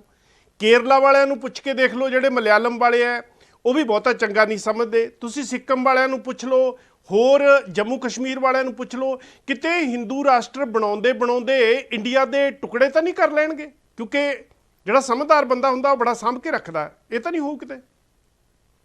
ਦੇਖੋ ਗੱਲ ਇਹ ਹੈ ਸੰਧੂ ਸਾਹਿਬ ਕਿ ਭਵਿੱਖ ਦੇ ਵਿੱਚ ਕੀ ਹੁੰਦਾ ਹੈ ਕੀ ਨਹੀਂ ਹੁੰਦਾ, ਇਹਦੇ ਬਾਰੇ ਆਪਾਂ ਕੋਈ ਟਿੱਪਣੀ ਨਹੀਂ ਕਰ ਸਕਦੇ। ਲੇਕਿਨ ਇੱਕ ਤੁਹਾਡੀ ਗੱਲ ਤੋਂ ਬਿਲਕੁਲ ਚੀਜ਼ ਸਾਡੇ ਦੇਸ਼ ਨੂੰ ਸਮਝਣੀ ਪਊਗੀ, ਮੋਦੀ ਸਾਹਿਬ ਨੂੰ ਸਮਝਣੀ ਪਊਗੀ, ਔਰ ਸੱਚੀ ਗੱਲ ਹੈ ਸਾਰੇ ਦੇਸ਼ ਨੂੰ ਸਮਝਣੀ ਪਊਗੀ ਕਿ ਇਹ ਦੇਸ਼ ਜਿਹੜਾ ਹੈ ਨਾ ਵੱਖ-ਵੱਖ ਕੌਮਾਂ ਦਾ ਸਮੂਹ ਹੈ। ਇਹ ਅੱਜ ਇੱਕ ਰਾਸ਼ਟਰ ਦੇ ਤੌਰ ਤੇ ਵਿਕਸਿਤ ਹੋ ਗਿਆ, ਡਿਵੈਲਪ ਹੋ ਗਿਆ, ਲੇਕਿਨ ਇੱਕ ਰਾਸ਼ਟਰ ਕਦੇ ਵੀ ਨਹੀਂ ਸੀ ਇਹ। ਜਦੋਂ ਅੰਗਰੇਜ਼ਾਂ ਦੇ ਗੁਲਾਮ ਹੋਇਆ, ਤੁਸੀਂ ਦੇਖ ਲਓ, ਕੋਈ ਪਹਿਲਾਂ ਹੋਇਆ, ਕੋਈ ਬਾਅਦ 'ਚ ਹੋਇਆ, ਕੋਈ ਬੰਗਾਲ ਪਹਿਲਾਂ ਹੋ ਗਿਆ, ਮਹਾਰਾਸ਼ਟਰ ਬਾਅਦ 'ਚ ਹੋਇਆ, ਪੰਜਾਬ ਤਾਂ 110 ਸਾਲ ਬਾਅਦ ਜਾ ਕੇ ਗੁਲਾਮ ਹੋਇਆ ਦੇਸ਼ ਦੇ। ਔਰ ਉਦੋਂ ਪੂਰਾ ਮਹਾਰਾਜਾ ਰਣਜੀਤ ਸਿੰਘ ਦਾ ਇੱਕ ਰਾਜ ਸੀ, ਬਿਲਕੁਲ ਇੰਡੀਪੈਂਡੈਂਟ ਸਟੇਟ ਸੀ, ਔਰ 40 ਸਾਲ ਮਹਾਰਾਜਾ ਰਣਜੀਤ ਸਿੰਘ ਦਾ ਰਾਜ ਸੀ। ਔਰ ਉਹ ਤੁਸੀਂ ਦੇਖੋ ਕਿ ਬਹੁਤ ਵੱਡੀ ਜੰਗ ਤੋਂ ਬਾਅਦ ਜਾ ਕੇ ਡਿੱਗਿਆ। ਹੁਣ ਕਿਉਂਕਿ ਅੰਗਰੇਜ਼ਾਂ ਨੇ ਸਾਰਾ ਇਕੱਠਾ ਕਰ ਲਿਆ ਸੀ, ਸਾਰਾ ਦੇਸ਼ ਉਹਨਾਂ ਦੇ ਅੰਡਰ ਚਲਾ ਗਿਆ ਸੀ, ਜਿਸ ਨੂੰ ਗ੍ਰੇਟ ਇੰਡੀਆ ਕਹਿ ਸਕਦੇ ਹੋ। ਤੇ ਉਹ ਜਦੋਂ ਆਜ਼ਾਦ ਹੋਇਆ ਐਜ਼ ਇਟ ਇਜ਼ ਆਜ਼ਾਦ ਹੋ ਗਿਆ। ਆਪਾਂ ਜਾਣਦੇ ਹਾਂ ਕਿ ਉਸ ਵੇਲੇ ਮੁਸਲਮਾਨਾਂ ਨੇ ਇਸਲਾਮ ਦੇ ਧਰਮ ਦੇ ਆਧਾਰ ਤੇ ਵੱਖਰਾ ਦੇਸ਼ ਲੈ ਲਿਆ, ਸਿੱਖਾਂ ਨੂੰ ਵੀ ਇਹ ਆਫਰ ਹੋਈ। ਉਸ ਵੇਲੇ ਸਿੱਖ ਲੀਡਰਾਂ ਨੇ ਇਹ ਸੋਚਿਆ ਕਿ ਸਾਡਾ ਹਿੰਦੂਆਂ ਨਾਲ ਰੋਟੀ ਬੇਟੀ ਦਾ ਸਾਂਝ ਹੈ, ਘੱਟੋ ਘੱਟ ਧਰਮ ਦੀ ਆਧਾਰ ਦੇ ਉੱਪਰ ਅਸੀਂ ਵੱਖਰਾ ਦੇਸ਼ ਨਾ ਬਣਾਈਏ। ਔਰ ਹਕੀਕਤ ਵੀ ਇਹੀ ਹੈ, ਤੁਸੀਂ ਜਾਣਦੇ ਹੋ ਕਿ ਉਸ ਵੇਲੇ ਬੇਸਿਕਲੀ ਜਿਹੜਾ ਸਿੱਖ ਧਰਮ ਦਾ ਓਰੀਜਨ ਹੈ, ਅਸੀਂ ਇਸ ਗੱਲ ਤੋਂ ਇਨਕਾਰ ਨਹੀਂ ਕਰ ਸਕਦੇ, ਜਿੰਨੇ ਮਰਜ਼ੀ ਆਪਾਂ ਫੈਨੈਟਿਕ ਹੋਈਏ, ਆਪਾਂ ਤਰਕ ਨੂੰ ਨਹੀਂ ਛੱਡ ਸਕਦੇ। ਅਸੀਂ ਬੇਸਿਕਲੀ ਓਰੀਜਿਨੇਟਡ, ਸਾਡਾ ਜਿਹੜਾ ਓਰੀਜਨਲ ਤਾਂ ਹੈ ਸਾਡਾ ਹਿੰਦੂ ਧਰਮ ਦੇ ਵਿੱਚੋਂ ਹੀ ਹੈ। ਔਰ ਅੰਗਰੇਜ਼ਾਂ ਦੇ ਟਾਈਮ ਦੇ ਉੱਪਰ ਵੀ ਇਹ ਬਹੁਤ ਵੱਡੇ ਪੱਧਰ ਦੇ ਉੱਪਰ ਪ੍ਰਥਾ ਸੀ ਕਿ ਸਿੱਖ ਪਰਿਵਾਰਾਂ ਚੋਂ ਇੱਕ ਮੁੰਡਾ ਜਿਹੜਾ ਸੀ ਹਿੰਦੂ ਸਿੱਖ ਸੱਜ ਜਾਂਦਾ ਸੀ, ਹਿੰਦੂ ਪਰਿਵਾਰਾਂ ਚੋਂ ਵੀ। ਤਾਂ ਹੁਣ ਸਿੱਖਾਂ ਦੇ ਵਿਚਕਾਰ ਰੋਟੀ ਬੇਟੀ ਦੀ ਸਾਂਝ ਸੀ। ਉਸ ਵੇਲੇ ਸਿੱਖ ਲੀਡਰਾਂ ਨੇ ਫੈਸਲਾ ਕੀਤਾ ਕਿ ਇਹ ਸਾਂਝ ਨਾ ਤੋੜੀ ਜਾਵੇ। ਚੰਗਾ ਸੀ ਜਾਂ ਮਾੜਾ ਸੀ, ਇਹ ਫੈਸਲੇ ਨੂੰ ਅੱਜ ਆਪਾਂ ਕ੍ਰਿਟੀਸਾਈਜ਼ ਨਹੀਂ ਕਰ ਸਕਦੇ। ਉਸ ਵੇਲੇ ਉਹਨਾਂ ਤੇ ਕੀ ਪ੍ਰੈਸ਼ਰ ਰਹੇ ਹੋਣਗੇ ਸੰਧੂ ਸਾਹਿਬ, ਅੱਜ ਆਪਾਂ ਨਹੀਂ ਸਮਝ ਸਕਦੇ। ਚਲੋ ਉਹਨਾਂ ਨੇ ਇੱਕ ਫੈਸਲਾ ਕਰ ਲਿਆ, ਹਿੰਦੁਸਤਾਨ ਨਾਲ ਰਹਿਣ ਦਾ, ਇੰਡੀਆ ਨਾਲ ਰਹਿਣ ਦਾ ਫੈਸਲਾ ਕਰ ਲਿਆ। ਲੇਕਿਨ ਜੇ ਤੁਸੀਂ ਸੰਵਿਧਾਨ ਪੜ੍ਹੋ, ਸੰਵਿਧਾਨ ਬਿਲਕੁਲ ਸਾਨੂੰ ਸਪਸ਼ਟ ਰੂਪ ਚ ਕਹਿੰਦਾ ਕਿ ਇਹ ਜਿਹੜਾ ਇੰਡੀਆ ਹੈ, ਇਹਦਾ ਨਾਮ ਪਹਿਲੀ ਗੱਲ ਤਾਂ ਹਿੰਦੁਸਤਾਨ ਨਹੀਂ ਹੈ, ਦਿਸ ਇਜ਼ ਇੰਡੀਆ, ਭਾਰਤ। ਇਹ ਭਾਰਤ ਜਿਹੜਾ ਹੈ ਵੱਖ-ਵੱਖ ਕਮਿਊਨਿਟੀਜ਼ ਦਾ ਇੱਕ ਸਾਂਝਾ ਦੇਸ਼ ਹੈ। ਇੱਥੇ ਹਰ ਇੱਕ ਕੌਮ ਨੂੰ ਆਪਣੇ ਤਰੀਕੇ ਨਾਲ ਵਿਕਾਸ ਕਰਨ ਦੀ, ਆਪਣੇ ਸੱਭਿਆਚਾਰ ਨੂੰ, ਆਪਣੀ ਭਾਸ਼ਾ, ਆਪਣੀ ਬੋਲੀ ਤੇ ਆਪਣੇ ਖਿੱਤੇ ਨੂੰ ਮਤਲਬ ਕਿ ਪ੍ਰੀਜ਼ਰਵ ਕਰਨ ਦਾ, ਉਹਦੇ ਵਿਕਾਸ ਦਾ ਬਰਾਬਰ ਦਾ ਮੌਕਾ ਮਿਲੂਗਾ। ਕੋਈ ਕਮਿਊਨਿਟੀ ਦੂਜੀ ਕਮਿਊਨਿਟੀ ਨੂੰ ਦਬਾਊਗੀ ਨਹੀਂ ਜੀ। ਔਰ ਜਦੋਂ ਤੱਕ ਇਹ ਸਪਿਰਿਟ ਕਾਇਮ ਰਹੂਗੀ ਤਾਂ ਸਾਨੂੰ ਦੇਸ਼ ਦਾ ਕੋਈ ਨੁਕਸਾਨ ਨਹੀਂ ਹੋ ਸਕਦਾ। ਪਰ ਜਿਵੇਂ ਹੁਣ ਮੋਦੀ ਸਾਹਿਬ ਉਤਰੇ ਹੋਏ ਨੇ ਕਿ ਮੈਂ ਇੱਕ ਰਾਸ਼ਟਰ ਬਣਾਉਣਾ ਹੈ, ਫਿਰ ਜਦੋਂ ਇੱਕ ਰਾਸ਼ਟਰ ਬਣਾਉਣਗੇ ਤਾਂ ਆਟੋਮੈਟਿਕਲੀ ਉਹ ਇੱਕ ਰਾਸ਼ਟਰ ਘੱਟੋ ਘੱਟ ਹਿੰਦੂ ਕੌਮ ਦਾ, ਹਿੰਦੂ ਧਰਮ ਦਾ ਹੋਊਗਾ ਜਾਂ ਉਹ ਗੁਜਰਾਤੀ ਕੌਮ ਦਾ ਹੋਊਗਾ। ਫਿਰ ਉੱਥੇ ਸਿੱਖ ਤੇ ਪੰਜਾਬ ਕਿਉਂ ਰਿਐਕਟ ਨਹੀਂ ਕਰੂਗਾ? ਅਸੀਂ ਬਿਲਕੁਲ ਕਰਾਂਗੇ ਜੀ। ਤੇ ਇੱਕ ਪਾਲੀ ਸਾਹਿਬ, ਆਪਾਂ ਦੇਖਦੇ ਹਾਂ ਵੀ ਸੈਂਟਰ ਦੀ ਤਾਂ ਜਿਹੜੀ ਭੂਮਿਕਾ ਹੋਈ ਤੇ ਹੋਈ, ਇੱਕ ਚਰਚਾ ਦਾ ਵਿਸ਼ਾ ਇਹ ਵੀ ਹੈ ਕਿ ਜਿੰਨਾ ਹੁਣ ਤੱਕ ਪੰਜਾਬ ਨੂੰ ਡਾਊਨ ਕੀਤਾ ਗਿਆ, ਇਹਦੇ ਵਿੱਚ ਦੋ ਪਰਿਵਾਰਾਂ ਦਾ ਕਾਫੀ ਯੋਗਦਾਨ ਰਿਹਾ ਜਿਨ੍ਹਾਂ ਨੇ ਪੰਜਾਬ ਤੇ ਲੰਮਾ ਸਮਾਂ ਰਾਜ ਕੀਤਾ ਤੇ ਹੁਣ ਕਰ ਰਹੇ ਨੇ, ਕੈਪਟਨ ਸਾਹਿਬ ਦਾ ਤੇ ਬਾਦਲ ਸਾਹਿਬ ਦਾ, ਕਿ ਇਹਦਾ ਇੱਥੋਂ ਤੱਕ ਪਹੁੰਚਾਉਣ ਦੇ ਵਿੱਚ ਇਹਨਾਂ ਦਾ ਬਹੁਤ ਵੱਡਾ ਰੋਲ ਰਿਹਾ। ਆਪ ਇਹ ਉੱਤੇ ਨੂੰ ਗਏ ਨੇ, ਪੰਜਾਬ ਥੱਲੇ ਨੂੰ ਜਾਂਦਾ ਰਿਹਾ। ਪੰਜਾਬ ਦੀ ਕੋਈ ਵੀ ਸਿਚੁਏਸ਼ਨ ਕਿਸੇ ਵੀ ਤਲ ਤੇ ਲੈ ਲਓ, ਐਜੂਕੇਸ਼ਨ ਦੀ, ਅਦਾਰਿਆਂ ਦੀ, ਪੰਜਾਬ ਯੂਨੀਵਰਸਿਟੀ ਦੀ, ਪੰਜਾਬੀ ਯੂਨੀਵਰਸਿਟੀ ਦੀ ਐਜੂਕੇਸ਼ਨ ਬੇਸ ਤੇ ਲੈ ਲਓ, ਤੇ ਬਾਕੀ ਹੋਰ ਚੀਜ਼ਾਂ ਲੈ ਲਓ, ਪੰਚਾਇਤੀ ਜ਼ਮੀਨ ਲੈ ਲਓ, ਜੰਗਲ ਲੈ ਲਓ, ਪੰਜਾਬ ਦੇ ਜ਼ਮੀਨਾਂ ਲੈ ਲਓ, ਕਲੋਨੀਆਂ ਕੱਟਣ ਲੈ ਲਓ, ਇਹਦੇ ਵਿੱਚ ਇਹਨਾਂ ਨੇ ਅਰਬਾਂ ਰੁਪਇਆ ਬਣਾ ਲਿਆ ਤੇ ਆਪ ਬਾਹਰ ਜਾਇਦਾਦਾਂ ਲੈ ਲਈਆਂ ਤੇ ਪੰਜਾਬ ਜਿਹੜਾ ਬਹੁਤ ਥੱਲੇ ਨੂੰ ਚਲਾ ਗਿਆ। ਜਿਹੜੇ ਪੰਜਾਬ ਦੇ ਮਿਹਨਤਕਸ਼ ਲੋਕ ਸੀ, ਮਜ਼ਦੂਰ ਤੇ ਕਿਸਾਨ, ਉਹ ਬਿਲਕੁਲ ਐਨ ਥੱਲੇ ਵਾਲੇ ਪੱਧਰ ਤੇ ਲਿਆ ਕੇ ਖੜੇ ਕੀਤੇ। ਤੁਸੀਂ ਕਿਹੜੀ ਅੱਖ ਨਾਲ ਦੇਖਦੇ ਹੋ ਇਸ ਸਿਚੁਏਸ਼ਨ ਨੂੰ? ਬੇਸਿਕਲੀ ਤੁਹਾਡੇ ਸਵਾਲ ਦੇ ਵਿੱਚ ਸਾਰਾ ਇਤਿਹਾਸ ਪਿਆ ਪੰਜਾਬ ਦਾ। ਪੰਜਾਬ ਦੀ ਤਰਾਸਦੀ ਇਹੀ ਹੈ, ਖਾਸ ਤੌਰ ਤੇ ਪੰਜਾਬੀ ਕਮਿਊਨਿਟੀ ਦੀ ਵੀ ਇਦਾਂ ਕਹੋ ਕਿ ਮਹਾਰਾਜਾ ਰਣਜੀਤ ਸਿੰਘ ਤੋਂ ਬਾਅਦ ਸਾਨੂੰ ਕੋਈ ਤਾਕਤਵਰ ਆਗੂ ਮਿਲਿਆ ਨਹੀਂ। ਔਰ ਆਜ਼ਾਦੀ ਦੇ ਵੇਲੇ ਸਾਡੇ ਬਹੁਤ ਲੋਕਾਂ ਨੇ ਸੰਘਰਸ਼ ਕੀਤੇ। ਉਸ ਵੇਲੇ ਅਕਾਲੀ ਦਲ ਦਾ ਵੀ ਆਜ਼ਾਦੀ ਦੇ ਦੌਰਾਨ ਬਹੁਤ ਸ਼ਾਨਦਾਰ ਇਤਿਹਾਸ ਹੈ ਸੰਘਰਸ਼ਾਂ ਦਾ। ਲੇਕਿਨ ਜਦੋਂ ਦੇਸ਼ ਆਜ਼ਾਦ ਹੁੰਦਾ ਹੈ ਤਾਂ ਉਦੋਂ ਆਪਾ ਧਾਪੀ ਪੈ ਗਈ। ਸਾਡੇ ਲੀਡਰ ਜਿੰਨੇ, ਤੁਸੀਂ ਕਮਾਲ ਦੇਖੋ ਕਿ ਪੰਜਾਬ ਦੇ ਜਿੰਨੇ ਲੀਡਰ ਨੇ, ਤੁਸੀਂ ਇਤਿਹਾਸ ਪੜ੍ਹੋ, ਚਾਹੇ ਉਹ ਮਾਸਟਰ ਤਾਰਾ ਸਿੰਘ ਹੋਣ, ਭਾਵੇਂ ਸੰਤ ਫਤਿਹ ਸਿੰਘ ਹੋਣ, ਤੇ ਉਸ ਤੋਂ ਬਾਅਦ ਵੀ ਜਿੱਡੀ ਵੱਡੀ ਕਤਾਰ ਹੈ, ਸ਼ੁਰੂ ਵਿੱਚ ਤਾਂ ਉਹ ਦਿਲ ਨਾਲ ਸੋਚਦੇ ਰਹੇ ਜੀ। ਮਤਲਬ ਕਿ ਉਹਨਾਂ ਨੇ ਦਿਮਾਗ ਨਾਲ ਨਹੀਂ ਸੋਚਿਆ, ਕਦੇ ਪੰਜਾਬੀ ਕਮਿਊਨਿਟੀ ਬਾਰੇ ਵਿਚਾਰ ਨਹੀਂ ਕੀਤਾ। ਜਾਂ ਤਾਂ ਕਿਸੇ ਦੇ ਪੈਰੀ ਪੈ ਗਏ ਜਾਂ ਸਿਰ ਨੂੰ ਪੈ ਗਏ, ਦੋ ਹੀ ਕੰਮ ਕੀਤੇ ਉਹਨਾਂ ਨੇ। ਅਸੀਂ ਰਾਜਨੀਤੀ ਸਿੱਖ ਨਹੀਂ ਪਾਏ। ਤੇ ਫਿਰ ਕੀ ਹੋਇਆ ਕਿ ਹੌਲੀ ਹੌਲੀ ਅਸੀਂ ਇਹੋ ਜਿਹੀਆਂ ਮੰਗਾਂ 'ਚ ਉਲਝ ਗਏ ਜਿਹੜੀਆਂ ਮੰਗਾਂ ਪੰਜਾਬ ਵਿਰੋਧੀ ਸੀ। ਦੇਖੋ ਕਿੱਡਾ ਵੱਡਾ ਪੰਜਾਬ ਸੀ, ਅਸੀਂ ਪੰਜਾਬ ਦੇ ਟੁਕੜੇ ਕਰ ਲਏ। ਔਰ ਐਡੀ ਵੱਡੀ ਉਸ ਵੇਲੇ ਭਾਸ਼ਾ ਦੇ ਆਧਾਰ ਤੇ ਪੰਜਾਬੀ ਸੂਬਾ ਬਣਾਇਆ, 25,000 ਬੰਦਾ ਉਦੋਂ ਮਰਿਆ, ਕਿੰਨਾ ਪੰਜਾਬ ਦਾ ਨੁਕਸਾਨ ਹੋਇਆ। ਔਰ ਪੰਜਾਬੀ ਦੇਸ਼ ਵਿੱਚ ਮਾੜੇ ਵੱਜੇ, ਜਦੋਂ ਕਿ ਸਭ ਤੋਂ ਜ਼ਿਆਦਾ ਦੇਸ਼ ਲਈ ਕੁਰਬਾਨੀਆਂ ਪੰਜਾਬੀ ਨੇ ਕੀਤੀਆਂ। ਲੇਕਿਨ ਭਾਸ਼ਾ ਦੇ ਨਾਮ ਤੇ ਅਸੀਂ ਲੜ ਪਏ। ਮੌਕਾ ਮਿਲ ਗਿਆ ਸ਼੍ਰੀਮਤੀ ਇੰਦਰਾ ਗਾਂਧੀ ਨੂੰ ਦੇਸ਼ ਦੇ ਟੁਕੜੇ ਕਰਨ ਦਾ, ਪੰਜਾਬ ਦੇ ਟੁਕੜੇ ਕਰਨ ਦਾ। ਤੁਸੀਂ ਦੇਖ ਲਓ ਅੱਜ ਪੰਜਾਬੀ ਸੂਬਾ ਕਿੱਡਾ ਕੁ ਹੈ। 7 ਘੰਟੇ ਵਿੱਚ, 6 ਘੰਟੇ ਵਿੱਚ ਤੁਸੀਂ ਇੱਧਰੋਂ ਨਿਕਲ ਕੇ ਉੱਧਰ ਪੂਰਾ ਪੰਜਾਬ ਲੰਘ ਜਾਂਦੇ ਹੋ। ਇਹ ਪੰਜਾਬ ਥੋੜੀ ਹੈ ਸਾਡਾ। ਤਾਂ ਉਸ ਪੰਜਾਬ ਦੇ ਵਿੱਚ ਵੀ ਕਿੰਨੇ ਹਿੰਦੀ ਬੋਲਦੇ ਇਲਾਕੇ, ਪੰਜਾਬੀ ਬੋਲਦੇ ਇਲਾਕੇ ਪੰਜਾਬ ਤੋਂ ਬਾਹਰ ਰੱਖ ਲਏ ਗਏ ਹੈ ਨਾ। ਉਹ ਵੀ ਕੋਈ ਇਮਾਨਦਾਰੀ ਨਾਲ ਨਹੀਂ ਬਣਿਆ। ਫਿਰ ਕਿੰਨੀਆਂ ਮੰਗਾਂ ਅਧੂਰੀਆਂ ਛੱਡੀਆਂ ਗਈਆਂ। ਸਾਡੇ ਕੋਲੇ ਚੰਡੀਗੜ੍ਹ ਸਾਡੀ ਰਾਜਧਾਨੀ ਹੈ। 6 ਮਹੀਨੇ ਲਈ ਹਰਿਆਣੇ ਨੂੰ ਟੈਂਪਰੇਰੀ ਰਾਜਨੀਤੀ ਬਣਾ ਕੇ ਦਿੱਤੀ ਗਈ ਸੀ ਰਾਜਧਾਨੀ। ਉਹ ਰਾਜਧਾਨੀ ਤਾਂ ਗਈ ਮੁੜ ਕੇ ਚੰਡੀਗੜ੍ਹ ਜਿਹੜਾ ਸੀ ਉਹ ਇੱਕ ਕੇਂਦਰੀ ਸ਼ਾਸਤ, ਆਪਾਂ ਜਿਹਨੂੰ ਕਹਿ ਦਿੰਦੇ ਯੂਟੀ ਬਣਾ ਕੇ ਰੱਖ ਦਿੱਤਾ ਗਿਆ। ਫਿਰ ਪਾਣੀ ਸਾਡੇ ਕੋਲੋਂ ਧੱਕੇ ਨਾਲ ਰਾਜਸਥਾਨ ਲੈ ਗਿਆ। ਅਸੀਂ ਹਰਿਆਣਾ ਤੇ ਪੰਜਾਬ ਨੂੰ ਆਪਸ ਚ ਲੜਾ ਕੇ ਬੈਠਿਆ। ਸਾਡਾ ਕੋਈ ਬਹੁਤ ਵੱਡੇ ਪੱਧਰ ਤੇ ਐ ਕਹੋ ਕਿ ਪਤਾ ਨਹੀਂ ਕਿੰਨੇ ਅਰਬਾਂ ਦਾ ਪੈਸਾ ਜਿਹੜਾ ਪਾਣੀ ਜਿਹੜਾ ਹੈਗਾ ਉਹ ਰਾਜਸਥਾਨ ਫ੍ਰੀ ਚ ਲੈ ਗਿਆ। ਔਰ ਸਟਿਲ ਮਾੜਾ ਕੌਣ ਹੈ? ਅੱਜ ਵੀ ਦੇਸ਼ ਵਿੱਚ ਪੰਜਾਬ ਮਾੜਾ। ਲੜਾਈ ਕੌਣ ਕਰਦਾ? ਪੰਜਾਬ ਕਰਦਾ। ਅੱਜ ਦੁਸ਼ਯੰਤ ਕਹਿ ਰਿਹਾ ਕਿ ਚੌਟਾਲਾ ਖਾਨਦਾਨ ਦਾ ਜਿਹੜਾ ਕਿ ਬਾਦਲਾਂ ਦਾ ਰਿਸ਼ਤੇਦਾਰ ਆ, ਉਹ ਕਹਿ ਰਿਹਾ ਓਪਨਲੀ ਕਿ ਤੁਸੀਂ ਚੰਡੀਗੜ੍ਹ ਤੇ ਦਾਵਾ ਛੱਡੋ, ਹੱਦ ਹੈ। ਸਾਡੇ ਪੰਜਾਬ ਦੇ ਪਿੰਡ ਉਜਾੜ ਕੇ ਚੰਡੀਗੜ੍ਹ ਬਣਾਇਆ ਗਿਆ ਤੇ ਉਹ ਕਹਿ ਰਿਹਾ ਤੁਸੀਂ ਚੰਡੀਗੜ੍ਹ ਤੇ ਦਾਵਾ ਛੱਡੋ। ਸੋ ਸਾਡੇ ਦੀ ਪ੍ਰੋਬਲਮ ਇਹੀ ਹੈ ਕਿ ਸਾਡੇ ਲੀਡਰ ਜਿਹੜੇ ਹੈਗੇ ਨਾ ਉਹ ਸਾਡੇ ਨਹੀਂ ਹੋਏ। ਖਾਸ ਤੌਰ ਤੇ ਜਦੋਂ ਪਹਿਲੀ ਟਰਮ ਦੇ ਵਿੱਚ ਕੈਪਟਨ ਸਾਹਿਬ ਆਏ, ਕੈਪਟਨ ਸਾਹਿਬ ਨੂੰ ਬੜੀ ਮੁਸ਼ਕਿਲ ਨਾਲ ਟਰਮ ਮਿਲੀ, ਪੜ੍ਹੇ ਲਿਖੇ ਬੰਦੇ ਸੀ, ਉਹ ਚਾਹੁੰਦੇ ਤਾਂ ਪੰਜਾਬ ਦਾ ਬਹੁਤ ਭਲਾ ਕਰ ਸਕਦੇ ਸੀ ਪਰ ਉਹ ਕਰ ਨਹੀਂ ਪਾਏ। ਆਪਾਂ ਧਾਪੀ ਜਿਹੜੀ ਮਚਾਈ ਉਸ ਦੇ ਕਰਕੇ ਬਾਦਲ ਸਾਹਿਬ ਨੂੰ ਆਉਣ ਦਾ ਮੌਕਾ ਮਿਲ ਗਿਆ, ਨਾਲ ਉਹਨਾਂ ਦੇ ਭਾਜਪਾ ਸੀਗੀ ਔਰ 10 ਸਾਲ ਭਾਜਪਾ ਦੇ ਫਿਰ ਤਾਂ ਤੁਹਾਨੂੰ ਪਤਾ ਹੀ ਹੈ ਕਿ ਅਕਾਲੀ ਦਲ ਦੀਆਂ 2 ਟਰਮ ਦੇ ਦੌਰਾਨ ਪੰਜਾਬ ਕਿੰਨਾ ਥੱਲੇ ਗਿਆ। ਸਾਡੇ ਸਿਰ ਤੇ ਜਿਹੜਾ ਕਰਜ਼ਾ ਚੜਿਆ ਹੋਇਆ ਸੀ ਉਹ ਕਰਜ਼ਾ ਇਦਾਂ ਕਹੋ ਕਿ ਬਹੁਤ ਕਿੰਨਾ ਡਬਲ ਦੁਗਣਾ ਤਿੱਗਣਾ ਹੋ ਗਿਆ ਔਰ ਬਦਲੇ ਵਿੱਚ ਤੁਸੀਂ ਦੇਖੋ ਸਾਡੇ ਸਾਰੇ ਲੀਡਰ ਰੱਜ ਗਏ। ਕਿੰਨੀ ਕਿਸਮ ਦੇ ਮਾਫੀਆ ਹੈ ਨਾ। ਔਰ ਇੰਨਾ ਉਹ ਪੰਜਾਬ ਦੇ ਵਿੱਚ ਰੇਤੀ ਬਜਰੀ ਰੇਤਾ ਸਾਰੀਆਂ ਖੱਡਾਂ ਜਿਹੜੀਆਂ ਸੀ ਉਹ ਧੱਕੇ ਨਾਲ ਚੱਲ ਰਹੀਆਂ ਨੇ। ਹਰ ਤਰੀਕੇ ਦਾ ਮਾਫੀਆ, ਨਿੱਕੀਆਂ ਨਿੱਕੀਆਂ ਸੜਕਾਂ ਦੇ ਉੱਪਰ ਗੱਡੀ ਲਾਉਣ ਦੇ ਲਈ ਮਾਫੀਆ ਪੈਦਾ ਹੋ ਗਿਆ, ਜਿਹੜਾ ਤੁਹਾਨੂੰ ਨਾਲ ਦੀ ਨਾਲ ਪਰਚੀ ਕੱਟਣ ਆ ਜਾਂਦਾ। ਉਹਨੂੰ ਪੁੱਛੋ ਵੀ ਤੂੰ ਕਿਹਦੀ ਪਾਰਕਿੰਗ ਹੈ, ਇਹ ਨਹੀਂ ਪਤਾ, ਜੇ ਤੁਹਾਨੂੰ 10 ਰੁਪਏ ਦੇਣੇ ਹੀ ਪੈਣਗੇ। ਉਹ ਬਿਹਾਰੀ ਲੇਬਰ ਆ, ਪੂਰੇ ਗੁੰਡਿਆਂ ਵਰਗੇ ਹੈਗੇ ਉਹ ਬਿਹਾਰੀ। ਗੁਲਾਮੇ ਨੂੰ ਹੱਥ ਪਾਉਣ ਤੱਕ ਜਾਂਦੇ ਆ ਜੀ, ਗੁਲਾਮੇ ਨੂੰ ਹੱਥ ਪਾਉਣ ਤੱਕ। ਫਿਰ ਇੱਕ ਸ਼ਰੀਫ ਬੰਦਾ ਉਹਦੇ ਨਾਲ ਲੜਦਾ ਨਹੀਂ, 10 ਰੁਪਏ ਦੇ ਕੇ ਯਾਰ ਕੀ ਲੈਣਾ ਮੈਂ। ਤਾਂ ਇਸ ਫਿਰ ਸਾਰੇ ਦਾ ਸਾਰਾ ਮੀਡੀਆ ਤੇ ਕਬਜ਼ਾ ਕੀਤਾ ਗਿਆ ਪੰਜਾਬ ਦੇ ਵਿੱਚ। ਉਹ ਤੁਹਾਨੂੰ ਪਤਾ ਅਕਾਲੀਆਂ ਦੇ ਰਾਜ ਦੇ ਦੌਰਾਨ ਕਿਵੇਂ ਫਾਸਟ ਵੇ ਨੂੰ ਖੜਾ ਕੀਤਾ ਗਿਆ, ਉਹ ਵੀ ਤੁਹਾਨੂੰ ਸਾਰੀ ਕਹਾਣੀ ਪਤਾ ਹੈ। ਔਰ ਫਿਰ ਮਤਲਬ ਕਿ ਅੱਜ ਪੰਜਾਬ ਦੇ ਵਿੱਚ ਫਿਰ ਪੀਆਰਟੀਸੀ ਖਤਮ ਕਰਕੇ ਆਰਬਿਟ ਦੀਆਂ 650 ਬੱਸਾਂ ਤਾਂ ਪੰਜਾਬ ਵਿੱਚ ਦੱਸੀਆਂ ਜਾ ਰਹੀਆਂ ਨੇ। ਔਰ ਜਿਹੜੀ ਰਾਜਸਥਾਨ ਦੇ ਵਿੱਚ 350 ਬੱਸ ਉਹਨਾਂ ਦੀ ਵੱਖਰੀ, ਔਰ ਕਿੱਡੇ ਵੱਡੇ 5 ਸਟਾਰ ਹੋਟਲ, ਇਹ ਸਾਰੇ ਲੀਡਰਾਂ ਨੇ ਆਪਣੇ ਘਰ ਭਰਿਆ। ਹੁਣ ਮੈਨੂੰ ਐਂ ਲੱਗਦਾ ਕਿ ਕਾਂਗਰਸ ਤੋਂ ਸਾਨੂੰ ਬਹੁਤ ਉਮੀਦ ਸੀ ਕਿ ਕੈਪਟਨ ਸਾਹਿਬ ਆਏ ਨੇ ਦੁਬਾਰਾ ਔਰ ਉਹਨਾਂ ਨੇ ਕਿਹਾ ਸੀ ਮੇਰੀ ਲਾਸਟ ਟਰਮ ਹੈ। ਸਾਨੂੰ ਲੱਗਦਾ ਸੀ ਕਿ ਉਹ ਸਾਡੇ ਪੰਜਾਬ ਨੂੰ ਕੁਝ ਰਿਲੀਫ ਦੇਣਗੇ ਪਰ ਅਨਫੋਰਚੂਨੇਟਲੀ ਮਿਲਿਆ ਨਹੀਂ ਰਿਲੀਫ ਪੰਜਾਬ। ਪਰ 4 ਸਾਲ ਹੋ ਗਏ ਜੀ, ਉਹ ਤਾਂ ਮਹਿਲਾਂ ਚੋਂ ਹਾਰਡਲੀ ਨਿਕਲੇ ਨੇ ਤੇ ਆਪਣੀ ਜਿਹੜੀ ਵਿਦੇਸ਼ੀ ਮਹਿਲਾ ਫਰੈਂਡ ਆ ਉਹਨੂੰ ਕਦੇ ਉਹਨਾਂ ਨੇ ਪਾਕਿਸਤਾਨ ਭੇਜਿਆ ਹੀ ਨਹੀਂ। ਪਤਾ ਨਹੀਂ ਮੈਨੂੰ ਕਿੱਦਾਂ ਉਹਦਾ ਵੀਜ਼ਾ ਜਿਹੜਾ ਆ ਇਹ ਅਸੂਲ ਨੇ ਇੰਟਰਨੈਸ਼ਨਲ ਐਮਬੈਸੀਆਂ ਦੇ ਜਿਹੜੀਆਂ ਵੀ ਹੈਗੀਆਂ, ਉਹ ਬੰਦੇ ਨੂੰ ਇਹ ਪੁੱਛ ਲੈਂਦੀਆਂ ਜੇ ਕੋਈ ਛੇਤੀ ਆ ਜਾਵੇ ਤੇਰਾ ਕੀ ਬਿਜ਼ਨਸ ਹੈ ਇੱਥੇ, ਤੂੰ ਇੰਨੀ ਵਿਜ਼ਿਟ ਕਰਦਾ ਆ, ਤੇਰਾ ਕੀ ਬਿਜ਼ਨਸ ਹੈ। ਤੇ ਉਹ ਪਤਾ ਨਹੀਂ ਕਿਹੜੇ ਦਾ ਪੇਚ ਦੇ ਨਾਲ ਉਹ ਉੱਥੇ ਹੀ ਰੱਖੀ ਬੈਠੇ ਆ, ਉਹਨਾਂ ਨੂੰ ਭੇਜਦੇ ਹੀ ਨਹੀਂ। ਕੱਲ ਪਰਸੋਂ ਇੱਕ ਵੀਡੀਓ ਵਾਇਰਲ ਹੋਈ ਹੈ, ਸ਼ਾਇਦ ਤੁਸੀਂ ਦੇਖੀ ਹੋਵੇ, ਉੱਥੇ ਪੂਰਾ ਜਾਮ ਚੱਲ ਰਿਹਾ, ਪੂਰਾ ਗਾਣਾ ਵਜਾਣਾ ਚੱਲ ਰਿਹਾ ਤੇ ਜਿਹੜੇ ਕਿਸਾਨ ਨੇ ਉਹ ਧਰਨਾ ਲਾਈ ਬੈਠੇ ਨੇ। ਇੱਥੋਂ ਪਤਾ ਲੱਗਦਾ ਸੀਰੀਅਸਨੈਸ ਕਿ ਸਾਡਾ ਜਿਹੜਾ ਸੀਐਮ ਹੈ ਤੇ ਉਹ ਕਿੰਨਾ ਕੁ ਸੀਰੀਅਸ ਹੈ ਪੰਜਾਬ ਦੀ ਜਿਹੜੀ ਸਿਚੁਏਸ਼ਨ ਨੂੰ ਠੀਕ ਕਰਨ 'ਚ। ਇਹ ਗੱਲਾਂ ਆਪਾਂ ਬਹੁਤ ਲੰਮੀਆਂ ਹੋ ਜਾਣੀਆਂ। ਪਾਲੀ ਸਾਹਿਬ, ਜਿਹੜੀਆਂ ਤੁਹਾਡੇ ਤੋਂ ਮੈਂ ਪੁੱਛਣੀਆਂ ਚਾਹੁੰਦਾ ਉਹ ਇਹ ਹੈ ਕਿ ਕੈਪਟਨ ਸਾਹਿਬ ਦੀ ਜਿਹੜੀ ਡਰਾਮਾ ਵਾਲੀ ਭੂਮਿਕਾ ਰਹੀ ਹੈ ਵਿਧਾਨ ਸਭਾ ਦੇ ਵਿੱਚ, ਮਤੇ ਰੱਦ ਕਰਨੀ, ਫਿਰ ਗਵਰਨਰ ਕੋਲੇ ਜਾਣਾ, ਤੇ ਹੁਣ ਇੱਕ ਨਵਾਂ ਡਰਾਮਾ ਹੋ ਰਿਹਾ ਕਿ ਉਹ ਰਾਸ਼ਟਰਪਤੀ ਨੂੰ ਮਿਲਣਾ ਚਾਹੁੰਦੇ ਤੇ ਰਾਸ਼ਟਰਪਤੀ ਨੇ ਉਹਨੇ ਟਾਈਮ ਨਹੀਂ ਦਿੱਤਾ। ਜਿੱਥੋਂ ਤੱਕ ਮੈਂ ਜਾਣਦਾ, ਲਾਅ ਦਾ ਸਟੂਡੈਂਟ ਹੋਣ ਕਰਕੇ ਕਨਸਟੀਟਿਊਸ਼ਨ ਆਫ ਇੰਡੀਆ ਜਿਹੜਾ ਪ੍ਰੈਜ਼ੀਡੈਂਟ ਹੈ ਉਹਦਾ ਤਾਂ ਕੋਈ ਇੰਡੀਆ ਨੂੰ ਚਲਾਉਣ ਦੇ ਵਿੱਚ ਜਾਂ ਸੰਵਿਧਾਨ ਦੇ ਵਿੱਚ ਜਾਂ ਕੁਝ ਹੋਰ ਸਾਈਨਾਂ ਤੋਂ ਬਿਨਾਂ ਉਹਦਾ ਤਾਂ ਕੋਈ ਰੂਲ ਹੀ ਨਹੀਂ। ਇੰਡੀਆ ਨੂੰ ਤਾਂ ਚਲਾਉਂਦਾ ਪ੍ਰਾਈਮ ਮਿਨਿਸਟਰ। ਜਿੱਥੇ ਉਹਨੂੰ ਪ੍ਰੈਜ਼ੀਡੈਂਟ ਦੀ ਲੋੜ ਹੁੰਦੀ ਹੈ ਉੱਥੇ ਉਹਨੂੰ ਰਬੜ ਦੀ ਸਟੈਂਪ ਵਾਂਗੂ ਯੂਜ਼ ਕਰ ਲੈਂਦਾ, ਉਹਦੇ ਸਾਈਨ ਕਰਾ ਲੈਂਦਾ। ਈਵਨ ਸਾਰੇ ਫੈਸਲੇ ਤਾਂ ਪ੍ਰਧਾਨ ਮੰਤਰੀ ਨੇ ਲੈਣੇ ਹੈ। ਤੇ ਜਿਹੜਾ ਪੰਜਾਬ ਦਾ ਚੀਫ ਮਿਨਿਸਟਰ ਹੈ ਰਜਵਾੜਾ ਸ਼ਾਹੀ ਕੈਪਟਨ ਸਾਹਿਬ, ਰਾਜਾ ਸਾਹਿਬ, ਇਹ ਮੋਦੀ ਦੇ ਨਾਲ ਮੀਟਿੰਗ ਕਿਉਂ ਨਹੀਂ ਫਿਕਸ ਕਰਦੇ, ਪ੍ਰੈਜ਼ੀਡੈਂਟ ਨੂੰ ਕਿਉਂ ਮਿਲਣਾ ਚਾਹੁੰਦੇ ਆ ਤੇ ਫਿਰ ਇਹ ਬਹਾਨਾ ਲਾਉਂਦੇ ਕਿ ਪ੍ਰੈਜ਼ੀਡੈਂਟ ਨੇ ਸਾਨੂੰ ਟਾਈਮ ਨਹੀਂ ਦਿੱਤਾ ਮਿਲਣ ਦਾ। ਇਹ ਕੀ ਚੱਕਰ ਹੋ ਸਕਦਾ? ਗੱਲ ਇਹ ਹੈ ਕਿ ਤੁਸੀਂ ਇੱਕ ਨਾਮ ਸੁਣਿਆ ਹੋਣਾ ਹੈ, 2 ਸ਼ਬਦ ਅੰਗਰੇਜ਼ੀ ਦੇ E ਐਂਡ D।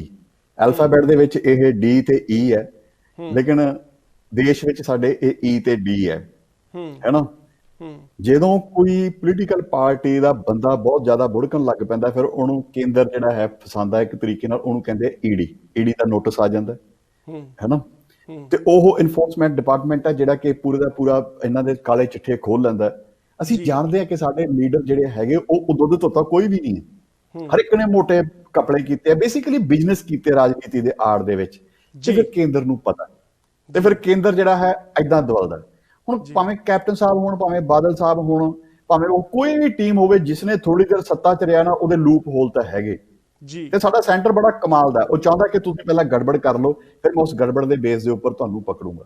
ਹੁਣ ਮੋਦੀ ਕੋਲੇ ਜਾਂਦੇ ਆ, ਸਹੀ ਗੱਲ ਤਾਂ ਹੈ, ਅਗਰ ਤੁਸੀਂ ਸੱਚ ਸੁਣੋ ਤਾਂ ਮੋਦੀ ਕੋਲੇ ਜਾਂਦੇ ਆ ਬਾਦਲਾਂ ਦੀ ਵੀ ਫੂਕ ਨਿਕਲਦੀ ਹੈ ਤੇ ਕੈਪਟਨ ਸਾਹਿਬ ਦੀ ਵੀ ਹਾਲਤ ਉਹੀ ਹੈ। ਕਾਰਨ ਉਹੀ ਹੈ ਕਿ ਉਹ ਮੋਦੀ ਸਾਹਿਬ ਨਾਲ ਲੜ ਨਹੀਂ ਸਕਦੇ। ਵੈਸੇ ਵੀ ਪਿਛਲੇ ਕਈ ਸਾਲਾਂ ਦੇ ਵਿੱਚ ਚੁੱਪ ਚਪੀਤੇ ਇੰਨੇ ਗਲਤ ਬਿੱਲ ਪਾਸ ਹੋਏ ਕਿ ਦੇਸ਼ ਦਾ ਫੈਡਰਲ ਢਾਂਚਾ ਖਤਮ ਕਰ ਦਿੱਤਾ ਗਿਆ। ਰਾਜਾਂ ਕੋਲ ਬਹੁਤ ਸਾਰੇ ਅਧਿਕਾਰ ਲੈ ਲਏ, ਕੈਪਟਨ ਸਾਹਿਬ ਕਰ ਵੀ ਕੀ ਸਕਦੇ। ਕੈਪਟਨ ਸਾਹਿਬ ਨੇ ਇੱਕ ਲੋਕ ਸਭਾ ਵਿੱਚ ਬਿੱਲ ਪਾਸ ਕੀਤਾ। ਅਸੀਂ ਮੰਨਦੇ ਹਾਂ ਕਿ ਬਿੱਲ ਉਹਨਾਂ ਨੂੰ ਪਹਿਲੇ ਦਿਨ ਤੋਂ ਪਤਾ ਸੀ ਕਿ ਕਦੇ ਵੀ ਰਾਸ਼ਟਰਪਤੀ ਜਿਹੜੇ ਹੈਗੇ ਸਾਈਨ ਨਹੀਂ ਕਰਨਗੇ। ਅਤੀਤ ਵਿੱਚ ਕੁਝ ਰਾਸ਼ਟਰਪਤੀ ਹੋਏ ਆ ਜਿਨ੍ਹਾਂ ਨੇ ਮਾੜੀ ਮੋਟੀ ਦਲੇਰੀ ਦਿਖਾਉਣ ਦੀ ਕੋਸ਼ਿਸ਼ ਕੀਤੀ ਆ। ਹਾਲਾਂਕਿ ਰਾਸ਼ਟਰਪਤੀ ਦਾ ਅਹੁਦਾ ਤੁਸੀਂ ਜਾਣਦੇ ਹੋ ਕਿ ਬਿਲਕੁਲ ਇਹ ਇੱਕ ਰਬੜ ਦੀ ਸਟੈਂਪ ਹੈ, ਕੁਝ ਨਹੀਂ ਇਹਦਾ, ਕੋਈ ਮਕਸਦ ਨਹੀਂ ਹੈ, ਕੋਈ ਪਾਵਰ ਨਹੀਂ ਹੈ ਉਹਦੇ ਕੋਲੇ। ਲੇਕਿਨ ਫਿਰ ਵੀ ਜਿਵੇਂ ਕਿ ਕੋਈ ਚੰਗੇ ਰਾਸ਼ਟਰਪਤੀ ਹੋਏ, ਘੱਟੋ ਘੱਟ ਬਿੱਲ ਮੋੜ ਕੇ ਇੱਕ ਕੰਟਰੋਵਰਸੀ ਤਾਂ ਪੈਦਾ ਕਰਦੇ ਰਹੇ ਆ। ਔਰ ਆਪਾਂ ਜਾਣਦੇ ਆ ਕਿ ਜੈਲ ਸਿੰਘ ਨੇ ਇੱਕ ਵਾਰੀ ਥ੍ਰੈਟ ਤਾਂ ਮਾਰੀ ਸੀ ਰਾਜੀਵ ਗਾਂਧੀ ਦੇ ਵੇਲੇ, ਮਾੜਾ ਮੋਟਾ ਤਾਂ ਕਿਸੇ ਵੇਲੇ ਬੰਦਾ ਅੜਿਆ ਸੀ। ਲੇਕਿਨ ਜਿਹੜੇ ਹੁਣ ਰਾਸ਼ਟਰਪਤੀ ਆਏ ਹੈਗੇ ਇਹਨਾਂ ਤਾਂ ਤੁਸੀਂ ਫੋਟੋ ਦੇਖ ਸਕਦੇ ਹੋ, ਕੋਵਿੰਦ, ਉਹਨਾਂ ਨੇ ਤਾਂ ਮਤਲਬ ਕਿ ਇਸ ਅਹੁਦੇ ਨੂੰ ਬਹੁਤ ਹੀ, ਮੈਂ ਏਦਾਂ ਕਹੂੰਗਾ ਕਿ ਉਹਨਾਂ ਨੇ ਥੱਲੇ ਉਤਾਰਤਾ ਤੇ ਉਹਨਾਂ ਕੋਲੋਂ ਕੋਈ ਉਮੀਦ ਨਹੀਂ ਸੀ। ਲੇਕਿਨ ਮੈਂ ਥੋੜਾ ਜਾਣਾ ਇੱਕ ਚੀਜ਼ ਤੇ ਪੋਜ਼ਿਟਿਵ ਸੋਚ ਕਿ ਬੇਸ਼ੱਕ ਕੈਪਟਨ ਸਾਹਿਬ ਦੇ ਪਾਸ ਕੀਤੇ ਮਤਿਆਂ ਦੀ ਕੋਈ ਨਹੀਂ, ਲੇਕਿਨ ਇੱਕ ਪਹਿਲਾ ਮਤਾ ਜਿਸ ਦੇ ਵਿੱਚ ਸਾਰੀ ਪੰਜਾਬ ਦੀ ਵਿਧਾਨ ਸਭਾ ਨੇ ਇਹ ਮਤੇ ਪਾਸ ਕਰਕੇ ਲੜਾਈ ਨੂੰ ਪੰਜਾਬ ਵਰਸਸ ਸੈਂਟਰ ਬਣਾਇਆ ਜੀ। ਮੈਂ ਇਸ ਦਾ ਇੱਕ ਪੋਜ਼ਿਟਿਵ ਐਸਪੈਕਟ ਦੇਖਦਾ ਕਿ ਇਹ 3 ਮਤੇ ਆਏ, ਇਸ ਦੇ ਨਾਲ ਲੜਾਈ ਜਿਹੜੀ ਹੈ ਪੰਜਾਬ ਵਰਸਸ ਸੈਂਟਰ ਬਣੀ। ਪਹਿਲਾਂ ਇਹ ਕਿਸਾਨ ਵਰਸਸ ਮੋਦੀ ਸੀ, ਲੇਕਿਨ ਪੰਜਾਬ ਮੈਂ ਇੱਥੇ ਇੰਟਰਫੇਅਰ ਕਰਨਾ ਚਾਹੂੰਗਾ ਪਾਲੀ ਸਾਹਿਬ ਕਿ ਇਹ ਫਿਰ ਟਰੈਕਟਰ ਰੈਲੀਆਂ, ਰਾਹੁਲ ਗਾਂਧੀ ਰੈਲੀਆਂ, ਬਾਦਲ ਦੀਆਂ, ਸੁਖਵੀਰ ਬਾਦਲ ਦੀਆਂ, ਇਹ ਮਹਿਜ ਸਾਰੇ ਡਰਾਮੇ ਹੀ ਹੋਏ, ਕਿਸਾਨਾਂ ਨਾਲ ਕੋਝਾ ਮਜ਼ਾਕ ਹੋਇਆ ਹੈ। ਹਾਂ, ਇਹ ਗੱਲ ਸੁਣੋ, ਪੋਲੀਟੀਕਲ ਪਾਰਟੀਆਂ ਬੇਸਿਕਲੀ ਡਰਾਮੇਬਾਜ਼ ਪਾਰਟੀਆਂ ਨੇ। ਉਹਨਾਂ ਨੇ ਡਰਾਮਾ ਕਰਨਾ ਹੁੰਦਾ, ਉਹ ਪ੍ਰਟੈਂਡ ਕਰਦੀਆਂ ਨੇ ਕਿ ਅਸੀਂ ਇਹੋ ਜਿਹੇ ਹਾਂ, ਆਪਾਂ ਜਾਣਦੇ ਹਾਂ ਉਹ ਇਹੋ ਜਿਹੇ ਹੁੰਦੇ ਨੇ। ਕਿਸਾਨਾਂ ਨਾਲ ਕੋਈ ਪੋਲੀਟੀਕਲ ਪਾਰਟੀ ਨਹੀਂ ਖੜੀ, ਹਰ ਇੱਕ ਨੂੰ ਮਾਈਲੇਜ ਮਿਲਦੀ ਹੈ ਤੇ ਉਹ ਕਿਸਾਨਾਂ ਨਾਲ ਜਾ ਕੇ ਖੜ ਜਾਂਦੇ ਨੇ। ਆਮ ਲੋਕਾਂ ਨਾਲ ਹੀ ਨਹੀਂ ਖੜੇ, ਇਕੱਲੇ ਕਿਸਾਨ ਕਿਉਂ ਕਹੀਏ, ਕਿਰਤੀਆਂ ਨਾਲ ਕਿੱਥੇ ਖੜਿਆ, ਮੱਧ ਵਰਗੀ ਵਪਾਰੀ ਨਾਲ, ਨੌਕਰੀ ਪੇਸ਼ਾ ਲੋਕਾਂ ਨਾਲ ਸਰਕਾਰਾਂ ਕਿੱਥੇ ਖੜਦੀਆਂ? ਸਰਕਾਰਾਂ ਲੁੱਟਣ ਤੇ ਆਈਆਂ ਹੋਈਆਂ। ਤੁਸੀਂ ਹਰ ਇੱਕ ਲੀਡਰ ਦੇ ਸਵਿਸ ਬੈਂਕਾਂ 'ਚ ਅਕਾਊਂਟ ਦੇਖ ਲਓ, ਆਪਣੇ ਹੀ ਮੁੰਡਿਆਂ ਨੂੰ ਉਹ ਚੱਕ ਕੇ ਵੱਡੀਆਂ ਪੋਸਟਾਂ ਤੇ ਬਿਠਾਈ ਜਾਂਦੇ ਆ। ਔਰ ਸਰਕਾਰੀ ਸਾਰੇ ਅਦਾਰੇ ਖਤਮ ਕਰਕੇ, ਭਾਵੇਂ ਉਹ ਰੇਲਵੇ ਹੋਵੇ, ਭਾਵੇਂ BSNL ਹੋਵੇ, ਉਹ ਕਾਰਪੋਰੇਟਸ ਨੂੰ ਫੜਾਈ ਜਾ ਰਹੇ ਆ। ਐਵੇਂ ਥੋੜੀ ਫੜਾਈ ਜਾ ਰਹੇ ਆ ਜੀ, ਕੁਝ ਮਿਲਦਾ ਹੋਊ ਤੇ ਤਾਂ ਹੀ ਫੜਾ ਰਹੇ ਆ ਨਾ, ਚੱਕ ਕੇ। ਬਿਲਕੁਲ ਬਿਲਕੁਲ। ਔਰ ਆਮ ਬੰਦੇ ਦੀ ਇੰਡੀਆ ਦੇ ਵਿੱਚ ਕੋਈ ਸੁਣਵਾਈ ਨਹੀਂ ਬਚੀ ਹੈ। ਅਨਫੋਰਚੂਨੇਟਲੀ ਇਸ ਵੇਲੇ ਪਹਿਲੀ ਵਾਰੀ ਹੋਇਆ ਦੇਸ਼ ਵਿੱਚ, ਅੱਗੇ ਵੀ ਨਿਆਂਪਾਲਿਕਾ ਕਿਤੇ ਨਾ ਕਿਤੇ ਮਾਮੂਲੀ ਝੁਕਦੀ ਹੋਊਗੀ, ਟਿਲਟ ਮਾਰਦੀ ਹੋਊਗੀ, ਮਾੜੀ ਮੋਟੀ ਕੰਨੀ ਮਾਰਦੀ ਹੋਊਗੀ। ਪਹਿਲੀ ਵਾਰੀ ਹੋਇਆ ਦੇਸ਼ ਵਿੱਚ ਕਿ ਨਿਆਂਪਾਲਿਕਾ ਖੁੱਲ ਕੇ ਪ੍ਰਭਾਵ ਥੱਲੇ ਉਤਰੀ ਹੋਈ ਹੈ ਸਰਕਾਰ ਦੇ। ਇਹ ਬਹੁਤ ਮਤਲਬ ਕਿ ਇਹ ਇਦਾਂ ਲੱਗ ਰਿਹਾ ਹੁਣ ਤਾਂ ਨਿਆਂਪਾਲਿਕਾ ਦੇ ਕੁਝ ਫੈਸਲੇ ਦੇਖ ਕੇ ਕਿ ਬਿਲਕੁਲ ਹੀ ਨਿਪੁੰਸਕ ਕਰ ਦਿੱਤੀ ਹੈ। ਪੋਲੀਟੀਕਲ ਪ੍ਰਭਾਵ ਇੰਨਾ ਪੈ ਗਿਆ ਕਿ ਉਹ ਆਪ ਦਾ ਜਿਹੜਾ ਕੰਮ ਹੈ ਉਹ ਕਰ ਹੀ ਨਹੀਂ ਪਾ ਰਹੇ। ਤੇ ਇਹਦੇ ਵਿੱਚ ਇੱਕ ਹੋਰ ਮੈਂ ਚੀਜ਼ ਐਡ ਕਰਨੀ ਚਾਹੂੰਗਾ, 2 ਮਿੰਟ ਤੁਹਾਡੇ ਉਹਦੇ ਤੇ ਲੈਣੇ ਚਾਹੁੰਦੇ ਆ ਕਿ ਪੰਜਾਬ ਦੇ ਵਿੱਚੋਂ ਜਦੋਂ ਵੀ ਆਵਾਜ਼ ਉੱਠੀ ਹੈ ਤਾਂ ਉਹ ਰਾਈਟਰਾਂ ਨੇ, ਸਿੰਗਰਾਂ ਨੇ ਬਹੁਤ ਉਠਾਈ ਹੈ। ਤੇ ਅੱਜ ਕਿਸੇ ਦਾ ਵੀ ਗਾਣਾ ਦੇਖ ਲਓ ਚੱਕ ਕੇ, ਫੁਕਰੇਪਣ ਤੋਂ ਇਲਾਵਾ ਕੁਝ ਵੀ ਨਹੀਂ ਹੈ। ਜਿੰਨੀ ਯੰਗ ਮੰਡੀਰ ਹੈ, ਜਿਹੜੀ ਬੇਬਾਫਰ ਹੋਈ ਹੈ, ਜਿਹੜੀ ਬੇਰੁਜ਼ਗਾਰ ਹੈ, ਤੇ ਉਹ ਸਾਰੀ ਇਹ ਫੁਕਰਾਪੰਤੀ, ਮੈਂ ਆਹ ਕਰ ਦੂੰ, ਮੈਂ ਆਹ ਚੱਕ ਲੂੰ, ਅਗਲੇ ਸਾਲ ਮੈਂ ਆਹ ਲੈ ਲਿਆ, ਸ਼ਰੀਕਾਂ ਨੂੰ ਮੈਂ ਆਹ ਕਰ ਦੂੰਗਾ। ਕਿਹੜੇ ਸ਼ਰੀਕ ਨੇ ਯਾਰ? ਪੰਜਾਬ 'ਚ ਤਾਂ ਤੁਹਾਡੇ ਆਪਣੇ ਲੋਕ ਨੇ, ਤੁਸੀਂ ਕਿਹਨੂੰ ਦਾਬੇ ਮਾਰਦੇ ਹੋ? ਕੌਣ ਤੁਹਾਡੇ ਸ਼ਰੀਕ ਨੇ? ਕਿਹਦੇ ਨਾਲ ਤੁਸੀਂ ਲੜਾਈ ਕਰਨਾ ਚਾਹੁੰਦੇ ਹੋ? ਕਿਹਨੂੰ ਗਲੌਕ ਦਿਖਾਉਣਾ ਚਾਹੁੰਦੇ ਹੋ? ਕਿਹਨੂੰ ਰੇਂਜਾਂ ਦਿਖਾਉਣਾ ਚਾਹੁੰਦੇ ਹੋ? ਤੇ ਘਰੇ ਤਾਂ ਤੁਹਾਡੇ ਚੂਹੇ ਭੁੱਖੇ ਮਰਦੇ ਆ। ਤੇ ਇਹੋ ਜਿਹੇ ਗੀਤ ਜਿਹੜੇ ਆ ਇਹ ਬਹੁਤ ਪ੍ਰਭਾਵ ਛੱਡ ਰਹੇ ਨੇ। ਇਹਨਾਂ ਬਾਰੇ ਕੀ ਕਹੋਗੇ ਪਾਲੀ ਸਾਹਿਬ? ਇਹ ਵਪਾਰੀ ਕਿਸਮ ਦਾ ਆਰਟ ਹੈ, ਇਹ ਵਪਾਰੀ ਕਲਾ, ਵਪਾਰੂ ਕਲਾ, ਮਤਲਬ ਕਿ ਐਂ ਕਹੋ ਕਮਰਸ਼ੀਅਲ ਕਲਾ। ਅਗਰ ਇਸ ਨੂੰ ਘਟੀਆ ਲਫ਼ਜ਼ਾਂ ਵਿੱਚ ਕਹਿਣਾ ਹੋਵੇ ਆਪਾਂ ਕਹਾਂਗੇ ਬਾਜ਼ਾਰੂ ਕਲਾ ਹੈ। ਇਹ ਸਾਡੀ ਸੱਭਿਆਚਾਰ ਨੂੰ ਰਿਪਰੈਜ਼ੈਂਟ ਨਹੀਂ ਕਰਦੀ, ਇਹ ਕਿ ਮੁੰਡੇਰ ਨੂੰ ਰਿਪਰੈਜ਼ੈਂਟ ਕਰਦੀ ਹੈ। ਮੁੰਡੇ ਯੁਵਕ ਇਸ ਨੂੰ ਸੁਣਦੇ ਨੇ। ਲੇਕਿਨ ਤੁਸੀਂ ਇਹ ਸੋਚੋ, ਜੇ ਤੁਸੀਂ ਸੋਚਦੇ ਹੋਵੋਗੇ ਕਿ ਇਹ ਯੁਵਕ ਅਡੋਲ ਮਨ ਦੇ ਵਿੱਚ ਆ, ਉਹਨੂੰ ਚੱਕਰੀਆਂ ਚੀਜ਼ਾਂ ਚੰਗੀਆਂ ਲੱਗਦੀਆਂ, ਅਡੋਲ ਸੈਂਸ ਦੇ ਵਿੱਚ ਆ ਉਹ, ਤੇ ਸਾਡਾ ਪੰਜਾਬੀ ਯੂਥ ਇਸ ਨੂੰ ਸੁਣਦਾ। ਜਿਵੇਂ ਉਹ ਮੈਚਿਓਰ ਹੁੰਦਾ ਜਾਂਦਾ, ਤਿਵੇਂ ਉਹਨਾਂ ਨੂੰ ਸੱਚਾਈ ਪਤਾ ਲੱਗਦੀ ਜਾਂਦੀ ਹੈ ਔਰ ਉਹਨਾਂ ਦੇ ਟੇਸਟ ਬਦਲਣੇ ਸ਼ੁਰੂ ਹੋ ਜਾਂਦੇ ਆ। ਮੈਨੂੰ ਇਹ ਲੱਗਦਾ ਕਿ ਇਹ ਇੱਕ ਬਹੁਤ ਵੱਡੀ ਸਮੱਸਿਆ, ਇੱਕ ਵੱਖਰਾ ਵਿਸ਼ਾ ਹੈ। ਲੇਕਿਨ ਇਹਦੇ ਪਿੱਛੇ ਨਾ ਕਈ ਕਾਰਨ ਨੇ। ਸਾਡੇ ਸੱਭਿਆਚਾਰ ਦੇ ਵਿੱਚ ਗਿਣ ਮਿੱਥ ਕੇ ਪੰਜਾਬ ਦੇ ਅੰਦਰ ਸਰਕਾਰਾਂ ਨੇ, ਮੈਂ ਫਿਰ ਕਹੂੰਗਾ ਕਿ ਇਹ ਕੈਪਟਨ ਸਾਹਿਬ ਦੀ ਪਹਿਲੀ ਟਰਮ ਤੇ ਬਾਦਲ ਸਾਹਿਬ ਦੀਆਂ 2 ਟਰਮਾਂ, ਇਹਨਾਂ 3 ਟਰਮਸ ਦੇ ਦੌਰਾਨ ਐਜੂਕੇਸ਼ਨ ਦਾ ਸੈਟਅਪ ਪੰਜਾਬ 'ਚੋਂ ਬਰਬਾਦ ਕਰ ਦਿੱਤਾ ਗਿਆ। ਟ੍ਰੈਡੀਸ਼ਨਲ ਐਜੂਕੇਸ਼ਨ, ਸੋਸ਼ਲ ਐਜੂਕੇਸ਼ਨ ਔਰ ਲੈਂਗੁਏਜ ਐਂਡ ਆਰਟਸ ਇਹ ਖਤਮ ਕਰ ਦਿੱਤੇ ਗਏ ਆ। ਸਿਰਫ ਵੋਕੇਸ਼ਨਲ ਤੇ ਪ੍ਰੋਫੈਸ਼ਨਲ ਐਜੂਕੇਸ਼ਨ ਚਾਰੇ ਪਾਸੇ ਚੱਲਦੀ ਹੈ। ਇਹ ਬੰਦੇ ਨੂੰ ਡਿਗਰੀ ਤਾਂ ਦਿੰਦੀ ਹੈ ਕਿ ਤੂੰ ਨੌਕਰੀ ਕਰ ਲੈ, ਇਹ ਉਸਦੀ ਮਾਨਸਿਕਤਾ ਦਾ ਵਿਕਾਸ ਨਹੀਂ ਕਰਦੀ। ਜਿਸ ਕਰਕੇ ਅੱਜ ਦੇ ਪੰਜਾਬੀ ਯੁਵਕ ਦਾ, ਪੰਜਾਬੀ ਨੌਜਵਾਨ ਦਾ ਜਿਹੜਾ ਮੈਂਟਲ ਲੈਵਲ ਹੈ ਨਾ ਬਹੁਤ ਹਲਕਾ ਹੈ। ਉਹਦਾ ਕਸੂਰ ਨਹੀਂ ਹੈ, ਉਸ ਨੂੰ ਕੁਝ ਦਿੱਤਾ ਨਹੀਂ ਗਿਆ। ਆਪਾਂ ਸਾਰਾ ਕਸੂਰ ਨੌਜਵਾਨਾਂ ਨੂੰ ਕੱਢੀ ਜਾਈਏ। ਦੇਖੋ ਸਾਡੇ ਘਰਾਂ ਦੇ ਵਿੱਚ ਵੀ ਅਸੀਂ ਜਵਾਕ ਨੂੰ ਲੱਖ ਰੁਪਏ ਦਾ ਮੋਬਾਈਲ ਤਾਂ ਲੈ ਕੇ ਦੇ ਦਿੰਦੇ ਆ। ਆਪਾਂ ਕਦੇ ਸੋਚਿਆ ਕਿ ਇੱਕ ਜਵਾਕ ਨੂੰ ਵੀ ਆਪਾਂ ਲੱਖ ਰੁਪਏ ਦੀ ਲਾਇਬ੍ਰੇਰੀ ਬਣਾ ਕੇ ਦੇ ਦਈਏ, ਉਹਨੂੰ ਚੰਗੀਆਂ ਇਹੋ ਜਿਹੀਆਂ ਚੀਜ਼ਾਂ ਲੈ ਕੇ ਦੇ ਦਈਏ ਜਿਹਦੇ ਨਾਲ ਉਹਦਾ ਵਿਕਾਸ ਹੋਵੇ? ਫਿਰ ਸਾਡਾ ਵੀ ਕਸੂਰ ਹੈ ਨਾ। ਤੇ ਮੈਨੂੰ ਇਹ ਲੱਗਦਾ ਸਰਕਾਰਾਂ ਨੇ ਗਿਣ ਮਿੱਥ ਕੇ ਪੰਜਾਬ ਦਾ ਐਜੂਕੇਸ਼ਨ ਢਾਂਚਾ ਤੋੜਿਆ, ਬਰਬਾਦ ਕੀਤਾ, ਤੇ ਲੋਕ ਇਸ ਗੱਲ ਨੂੰ ਸਮਝ ਨਹੀਂ ਪਾਏ। ਸਾਡਾ ਯੁਵਕ ਵੀ ਨਹੀਂ ਸਮਝ ਪਾਇਆ। ਤੇ ਹੁਣ ਸੋਸ਼ਲ ਮੀਡੀਆ ਕਰਕੇ ਪਾਲੀ ਸਾਹਿਬ, ਸੌਰੀ ਟਾਈਮ ਥੋੜਾ ਜਿਹਾ ਰਹਿ ਗਿਆ, ਸੋਸ਼ਲ ਮੀਡੀਆ ਕਰਕੇ ਹੁਣ ਲੋਕ ਅਵੇਅਰ ਹੋ ਗਏ ਹੈ। ਜੇ ਕੋਈ ਬੰਦਾ ਵੈਸੇ ਹੀ ਸੁੱਤਾ ਪਿਆ ਰਹੇ, ਪਰਨਾ ਮੂੰਹ ਤੇ ਲੈ ਕੇ, ਅੱਖਾਂ ਢੱਕ ਕੇ, ਪਰ ਉਹਨੂੰ ਸਮਝ ਹੈਗੀ ਹੈ ਕਿ ਸਾਨੂੰ ਲੀਡਰਾਂ ਨੇ ਲੁੱਟ ਕੇ ਖਾ ਲਿਆ, ਤੁਹਾਨੂੰ ਲੱਗਦਾ ਹੈ ਕਿ ਆਉਣ ਵਾਲੀ ਜਿਹੜਾ ਸਿਆਸੀ ਦੌਰ ਹੈ, ਹੁਣ ਸਾਲ ਡੇਢ ਸਾਲ ਤੱਕ ਇਲੈਕਸ਼ਨਾਂ ਆਉਣੀਆਂ, ਕੀ ਲੋਕ ਇਹਨਾਂ ਨੂੰ ਦੋਹੇ ਪਾਰਟੀਆਂ ਨੂੰ ਨਕਾਰ ਦੇਣਗੇ ਤੇ ਨਵੇਂ ਬੰਦੇ ਚੂਜ਼ ਕਰਨਗੇ? ਪੰਜਾਬ ਦੀ ਵਾਂਗਡੋਰ ਜਿਹੜੀ ਹੈ ਇਮਾਨਦਾਰ ਲੋਕਾਂ ਦੇ ਹੱਥਾਂ 'ਚ ਆਊ? ਗੱਲ ਹੈ ਕਿ ਬਾਈ ਵੇਲੇ ਨਹੀਂ ਕਹਿ ਸਕਦੇ, ਲੇਕਿਨ ਜੇ ਅਗਰ ਤੁਸੀਂ ਪ੍ਰੈਜ਼ੈਂਟ ਟਾਈਮ ਦੇਖੋ ਕਿ ਸਾਰੀਆਂ ਪਾਰਟੀਆਂ ਨੂੰ ਲੋਕੀ ਪਿੰਡਾਂ 'ਚ ਨਹੀਂ ਵੜਨ ਦੇ ਰਹੇ ਸਣੇ ਆਪ, ਠੀਕ ਹੈ। ਮਤਲਬ ਕਿ ਲੋਕਾਂ ਜਿੰਨੇ ਵੀ ਇਹ ਲੀਡਰ ਨੇ ਸਾਡੇ ਨੌਜਵਾਨਾਂ ਦੀ ਸ਼ਕਲ ਨਹੀਂ ਦੇਖਣਾ ਚਾਹੁੰਦੇ। ਮਤਲਬ ਕਿ ਪਹਿਲੀ ਵਾਰੀ ਹੋਇਆ ਕਿ ਇੰਨੀ ਉਪਰਾਮਤਾ ਮਤਲਬ ਕਿ ਜਿਹੜੀ ਹੈ ਦੇਖੀ ਜਾ ਰਹੀ ਹੈ ਪੋਲੀਟੀਸ਼ੀਅਨਸ ਦੇ ਬਾਰੇ, ਔਰ ਜਿਸ ਕਰਕੇ ਅਗਰ ਕੋਈ ਬੰਦਾ ਉੱਠ ਕੇ ਮੇਰੇ ਵਰਗਾ ਨਵਾਂ ਚਾਰ ਭਾਸ਼ਣ ਦੇ ਦਿੰਦਾ, ਵਧੀਆ ਗੱਲਾਂ ਕਰ ਦਿੰਦਾ, ਮਤਲਬ ਕਿ ਯੁਵਕ ਉਹਦੇ ਪਿੱਛੇ, ਨੌਜਵਾਨ ਉਹਦੇ ਪਿੱਛੇ ਲੱਗਣ ਨੂੰ ਤਿਆਰ ਹੋ ਜਾਂਦੇ ਆ। ਐਡੇ ਵੱਡੇ ਪੱਧਰ ਦੇ ਉੱਪਰ ਰਿਜੈਕਸ਼ਨ ਹੈ ਪੋਲੀਟੀਕਲ ਪਾਰਟੀਆਂ ਦੀ, ਭਾਵੇਂ ਉਹ ਕਾਂਗਰਸ ਹੋਵੇ ਭਾਵੇਂ ਆਪ ਹੋਵੇ। ਮੈਨੂੰ ਲੱਗਦਾ ਜੇ ਇਹੋ ਜਿਹੀ ਹਾਲਤ ਵਿੱਚ ਇਲੈਕਸ਼ਨ ਹੋ ਜਾਣ ਤਾਂ ਬਹੁਤ ਹੀ ਟੁੱਟਵੀਆਂ ਜਾਂ ਮੈਂਡੇਟ ਹੋਊਗਾ, ਮਤਲਬ ਕਿ ਥੋੜੀਆਂ ਸੀਟਾਂ ਕਾਂਗਰਸ ਨੂੰ, ਥੋੜੀਆਂ ਜਿਹੀਆਂ ਅਕਾਲੀਆਂ ਨੂੰ, ਥੋੜੀਆਂ ਜਿਹੀਆਂ ਆਪ ਨੂੰ, ਏਦਾਂ ਲੋਕੀ ਵੀ ਅੱਕੇ ਪਏ ਆ ਇਹਨਾਂ ਸਾਰੇ ਚਿਹਰਿਆਂ ਤੋਂ। ਇਹਦਾ ਮਤਲਬ ਅਗਲੀ ਸਰਕਾਰ ਜਿਹੜੀ ਪੰਜਾਬ 'ਚ ਉਹ ਖਿਚੜੀ ਸਰਕਾਰ ਹੋਊਗੀ? ਹੋ ਸਕਦਾ ਹੈ, ਲੇਕਿਨ ਉਦੋਂ ਤੱਕ ਸ਼ਾਇਦ ਕੋਈ ਪਾਰਟੀ ਬਹੁਤ ਵਿਕਾਸ ਕਰ ਜੇ, ਕੋਈ ਸਿਆਣੀ ਹੋ ਜੇ, ਕੋਈ ਚੰਗਾ ਸਟੈਂਡ ਲੈ ਜੇ, ਕੋਈ ਨਵੀਂ ਪਾਰਟੀ ਬਣ ਜੇ, ਕੋਈ ਪੰਜਾਬ ਪੱਖੀ ਬਹੁਤ ਵੱਡੀ ਕੁਰਬਾਨੀ ਕਰ ਜੇ ਜੀ, ਸ਼ਾਇਦ। Thank you. ਤੁਹਾਡਾ ਕੁਝ ਹੋਰ ਕਹਿਣਾ ਚਾਹੁੰਦੇ ਹੋ ਸਾਡੇ ਯੂਰਪ ਦੇ ਸਰੋਤਿਆਂ ਨੂੰ? ਤੁਸੀਂ ਅੱਜ ਪਹਿਲੀ ਵਾਰੀ ਰੂਬਰੂ ਹੋਏ ਹੋ ਸਾਡੇ ਸਟੂਡੀਓ ਤੋਂ। ਮੈਂ ਤੁਹਾਡੇ ਯੂਰਪ ਦੇ ਸਿੱਖ ਵੀਰਾਂ ਨੂੰ ਇੱਕ ਬੇਨਤੀ ਕਰਨੀ ਚਾਹੁੰਦਾ ਜੀ। ਉਹ ਇਹ ਹੈ ਵੀਰੋ ਕਿ ਸੋਸ਼ਲ ਮੀਡੀਆ ਦੇ ਉੱਪਰ ਇਸ ਵੇਲੇ ਸਿੱਖਾਂ ਦੇ ਕਿਰਦਾਰ ਕੁਸ਼ੀ ਕੀਤੀ ਜਾ ਰਹੀ ਹੈ। ਇੱਕ ਨਸਲ ਕੁਸ਼ੀ ਹੁੰਦੀ ਨਾ, ਬੰਦੇ ਨੂੰ ਜਾਨੋਂ ਮਾਰ ਦੇਣਾ। ਇੱਕ ਹੁੰਦਾ ਉਹਨਾਂ ਦੀ ਅਕਸ ਨੂੰ, ਉਹਨਾਂ ਦੀ ਇਮੇਜ ਨੂੰ ਖਰਾਬ ਕਰਨਾ। ਤੇ ਸੋਸ਼ਲ ਮੀਡੀਆ ਉੱਪਰ ਬਹੁਤ ਸਾਰੇ ਆਈਟੀ ਸੈੱਲ, ਉਹ ਸੰਘ ਦੇ ਵੀ ਹੈ, ਉਹ ਕਾਂਗਰਸ ਵਰਗੀਆਂ ਪਾਰਟੀਆਂ ਦੇ ਵੀ ਹੈ, ਉਹ ਪੰਜਾਬ ਪੁਲਿਸ ਦੇ ਵੀ ਹੈ, ਸਰਕਾਰੀ ਏਜੰਸੀਆਂ ਦੇ ਵੀ ਹੈ। ਉਹਨਾਂ ਨੇ ਸਿੱਖ ਮੁੰਡਿਆਂ ਦੇ ਨਾਮ ਦੇ ਉੱਪਰ, ਸਿੱਖ ਗੁਰੂਆਂ ਦੇ ਨਾਮ ਦੇ ਉੱਪਰ, ਯੋਧਿਆਂ ਦੇ ਨਾਮ ਉੱਪਰ ਪੇਜ ਬਣਾਏ ਹੋਏ ਹੈ ਜੀ। ਉਹ ਬਿਲਕੁਲ ਫੇਕ ਹੈ, ਸਾਫ਼ ਪਤਾ ਲੱਗਦਾ ਜੀ। ਤੇ ਜਦੋਂ ਉੱਥੇ ਜਾ ਕੇ ਕੋਈ ਬੰਦਾ ਉਹਨਾਂ ਨੂੰ ਤਰਕ ਨਾਲ ਕੋਈ ਸਵਾਲ ਕਰਦਾ ਹੈ, ਕਦੇ ਖਾਲਿਸਤਾਨ ਬਾਰੇ, ਕਦੇ ਸਿੱਖੀ ਬਾਰੇ, ਕੋਈ ਸਿੱਖ ਸਿਧਾਂਤਾਂ ਬਾਰੇ, ਉਹਨਾਂ ਨੂੰ ਕੁਝ ਨਹੀਂ ਪਤਾ। ਅੱਗੋਂ ਉਹਨੂੰ ਨਾ ਪਤਾ ਨਹੀਂ ਸਰ, ਅੱਗੋਂ ਭੈਣਾਂ ਮਾਵਾਂ ਦੀਆਂ ਗਾਲਾਂ ਮਿਲਦੀਆਂ, ਬਹੁਤ ਘਟੀਆ ਸ਼ਬਦਾਵਲੀ ਵਿੱਚ ਜਵਾਬ ਦਿੱਤੇ ਜਾਂਦੇ ਆ ਜੀ। ਅਸੀਂ ਗੁਰੂ ਨਾਨਕ ਦੇਵ ਜੀ ਦੀ ਪਰੰਪਰਾ ਦੇ ਵਿੱਚੋਂ ਆ, ਜਿਨ੍ਹਾਂ ਨੇ ਸਾਰਾ ਗਿਆਨ ਗੋਸ਼ਟਾਂ ਦੇ ਰਾਹੀਂ ਹਾਸਲ ਕੀਤਾ ਤੇ ਗੋਸ਼ਟਾਂ ਦੇ ਰਾਹੀਂ ਅਗਾਂਹ ਤੋਰਿਆ ਜੀ। ਤੇ ਅਸੀਂ ਸਿੱਖਾਂ, ਸਾਡੇ ਕੋਲੋਂ ਅਗਰ ਤਰਕ ਨਾਲ ਕਿਸੇ ਦਾ ਜਵਾਬ ਨਹੀਂ ਦਿੱਤਾ ਗਿਆ ਤਾਂ ਫਿੱਟੇ ਲਾਹ ਸਾਡੇ ਸਿੱਖ ਹੋਣ ਦੇ। ਸਾਡੇ ਕੋਲੇ ਸਭ ਤੋਂ ਵੱਡਾ ਤਰਕ ਹੋਣਾ ਚਾਹੀਦਾ, ਲੇਕਿਨ ਅਸੀਂ ਸਾਡੇ ਉਹਨਾਂ ਪੇਜਾਂ ਤੋਂ, ਇੱਕ ਮੈਂ ਜਾਣਦਾ ਕਿ 2% ਹੀ ਇਹੋ ਜਿਹੇ ਅਸਲੀ ਪੇਜ ਹੋਣਗੇ, ਬਹੁਤੀਆਂ ਉਹ ਨਕਲੀ ਆਈਡੀਜ਼ ਨੇ। ਉਹਦੇ ਉੱਪਰ ਸੰਤ ਭਿੰਡਰਾਂਵਾਲੇ ਦੀ ਫੋਟੋ ਲੱਗੀ ਹੋਏਗੀ, ਖੰਡੇ ਦੀ ਫੋਟੋ ਲੱਗੀ ਹੋਏਗੀ, ਲੇਕਿਨ ਉੱਥੋਂ ਜੋ ਗਾਲਾਂ ਕੱਢੀਆਂ ਜਾਂਦੀਆਂ ਨੇ ਉਹ ਕੋਈ ਸਿੱਖ ਸੋਚ ਵੀ ਨਹੀਂ ਸਕਦਾ। ਅੱਜ ਤਾਂ ਸਿੱਖ ਸਭ ਤੋਂ ਜ਼ਿਆਦਾ ਸੰਤ ਬਾਬੇ ਨਾਨਕ ਨੇ ਧੀਆਂ ਭੈਣਾਂ ਦੀ ਇੱਜ਼ਤ ਕਰਨੀ ਸਿਖਾਈ ਹੈ।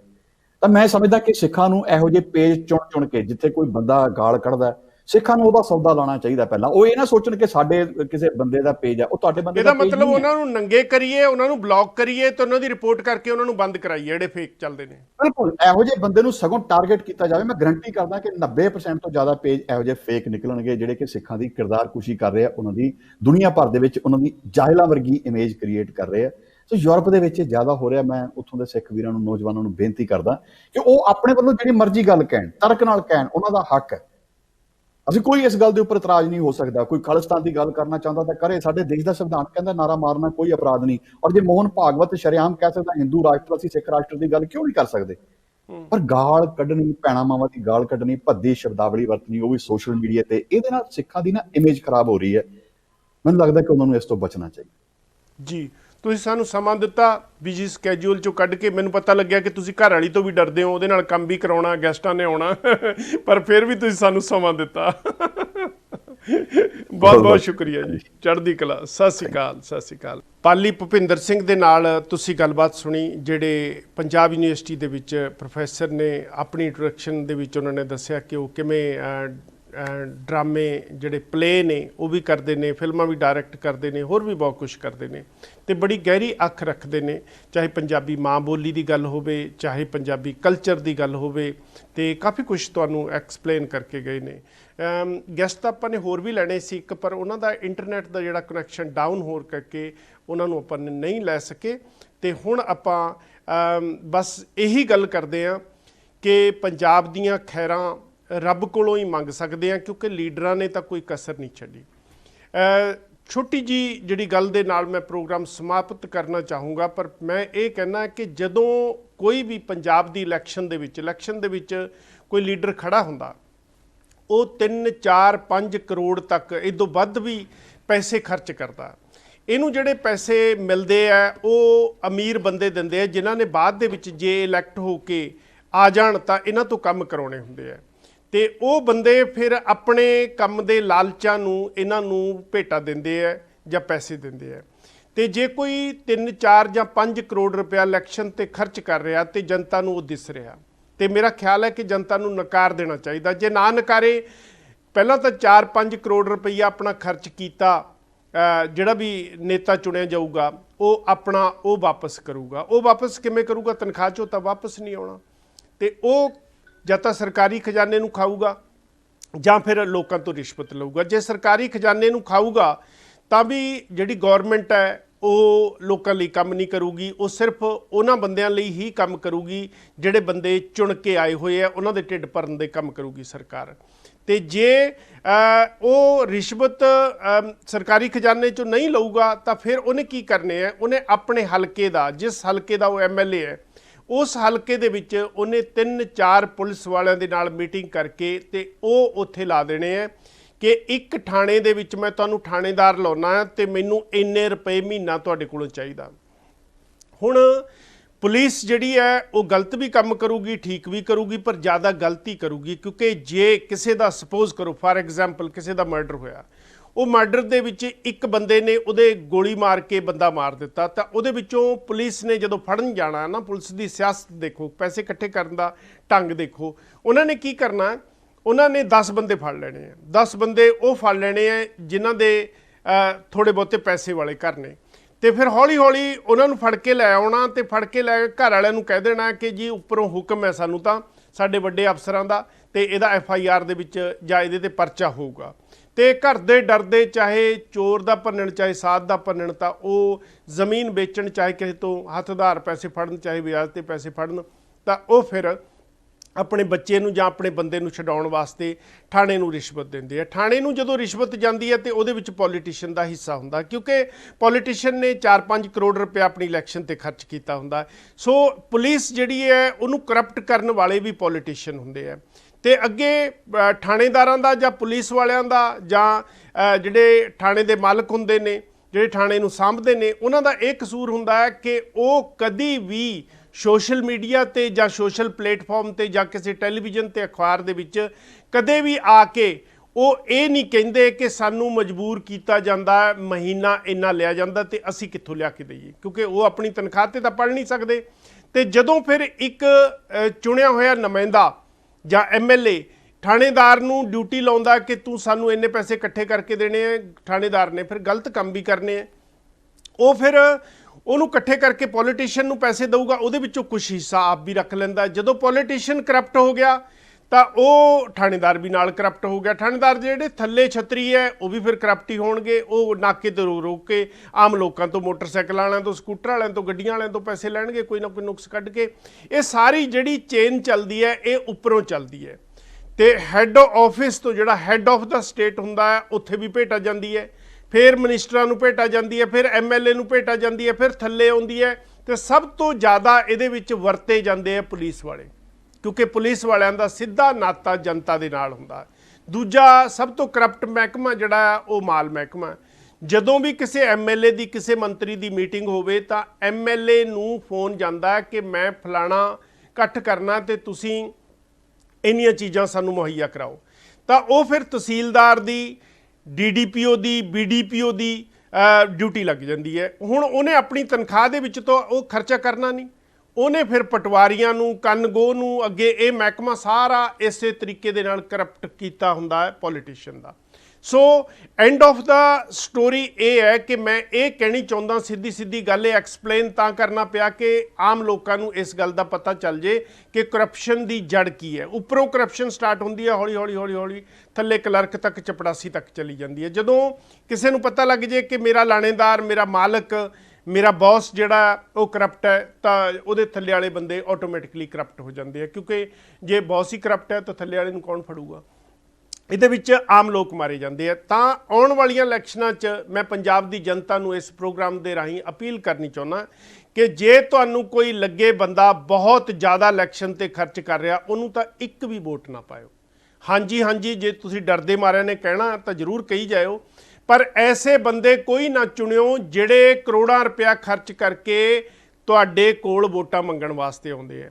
ਐਤਕੀ ਮਾਹੌਲ ਕਾਫੀ ਬਦਲਿਆ ਹੋਇਆ। ਤੁਸੀਂ ਪੰਜਾਬ ਦੀ ਸਾਰੀ ਜਿਹੜੀ ਰਣਨੀਤੀ ਹੈ ਪੋਲੀਟੀਸ਼ੀਅਨ ਦੀ, ਉਹਨੂੰ ਫੇਲ ਕਰ ਸਕਦੇ ਹੋ। ਤੁਸੀਂ ਨਵੇਂ ਬੰਦੇ ਲੈ ਕੇ ਆ ਸਕਦੇ ਹੋ। ਨਵੇਂ ਬੰਦਿਆਂ ਦਾ ਜਿਹੜਾ ਨੈਕਸਸ ਹੈ ਉਹ ਬਣਿਆ ਨਹੀਂ ਹੁੰਦਾ, ਉਹਨਾਂ ਨੂੰ ਦੁਬਾਰਾ ਬਣਾਉਣ 'ਚ ਟਾਈਮ ਲੱਗਦਾ, ਤੇ ਜੇ ਤੂੰ ਡਾਂਗਾ ਲੈ ਕੇ ਤੁਸੀਂ ਖੜੇ ਹੋ ਜਾਓ ਤਾਂ ਉਹ ਨੈਕਸਸ ਬਣਾ ਹੀ ਨਹੀਂ ਪਾਉਣਗੇ। ਸੋ ਇਸ ਕਰਕੇ ਪੁਰਾਣੇ ਬੰਦੇ ਜਿੰਨੇ ਵੀ ਪੁਰਾਣੇ ਲੀਡਰ ਨੇ ਉਹਨਾਂ ਦਾ ਤਾਂ ਤੁਸੀਂ ਪੱਤਾ ਕੱਟ ਦਿਓ, ਕਿਉਂਕਿ ਇੰਨੇ ਪੈਸੇ ਕਰੋੜਾਂ ਰੁਪਇਆ ਖਰਚ ਕਰਕੇ ਉਹ ਸੱਤਾ ਦੇ ਵਿੱਚ ਆਉਂਦੇ ਨੇ, ਉਦੋਂ ਬਾਅਦ ਉਹ ਪੂਰਾ ਕਰਨ ਵਾਸਤੇ ਕਰਪਸ਼ਨ ਕਰਦੇ ਨੇ। ਤਨਖਾਹ ਦੇ ਵਿੱਚ ਤਾਂ ਗੱਡੀਆਂ ਦਾ ਤੇਲ ਨਹੀਂ ਪੂਰਾ ਹੁੰਦਾ। ਸੋ ਇਹ ਸਾਰੀਆਂ ਚੀਜ਼ਾਂ ਨੂੰ ਮੱਦੇ ਨਜ਼ਰ ਰੱਖਦੇ ਹੋਏ ਪੰਜਾਬ ਦੀ ਜਨਤਾ ਨੂੰ ਮੈਂ ਅਪੀਲ ਕਰਨੀ ਚਾਹੁੰਦਾ, ਹੱਥ ਜੋੜ ਕੇ ਬੇਨਤੀ ਕਰਨੀ ਚਾਹੁੰਦਾ ਕਿ ਮਿੱਤਰੋ, ਤੁਸੀਂ ਬਹੁਤ ਘਾਟੇ ਖਾ ਲਏ, ਪੰਜਾਬ ਨੂੰ ਅਰਸ਼ ਤੋਂ ਲੈ ਕੇ ਫਰਸ਼ ਦੇ ਉੱਤੇ ਲੈ ਗਏ। ਤੁਸੀਂ ਇਹਨਾਂ ਦੀ ਸਪੋਰਟ ਕਰਦੇ ਰਹੇ, ਇਹ ਤੁਹਾਨੂੰ ਖਾਂਦੇ ਰਹੇ, ਖਾ ਖਾ ਕੇ ਇਹਨਾਂ ਨੇ ਤੁਹਾਡੇ ਘਰ ਖੋਖਲੇ ਕਰ ਦਿੱਤੇ, ਤੁਹਾਡੇ ਘਰਾਂ ਦੇ ਦਾਣੇ ਖਤਮ ਕਰ ਦਿੱਤੇ। ਫੂਡ ਚੇਨ ਰਹਿ ਗਈ ਸੀ, ਉਹ ਵੀ ਕਾਰਪੋਰੇਟ ਘਰਾਣਿਆਂ ਨੂੰ ਸੈਂਟਰ ਸਰਕਾਰ ਨੇ ਪੰਜਾਬ ਸਰਕਾਰ ਦੇ ਨਾਲ ਮਿਲ ਕੇ ਵੇਚ ਦਿੱਤੀ ਹੈ।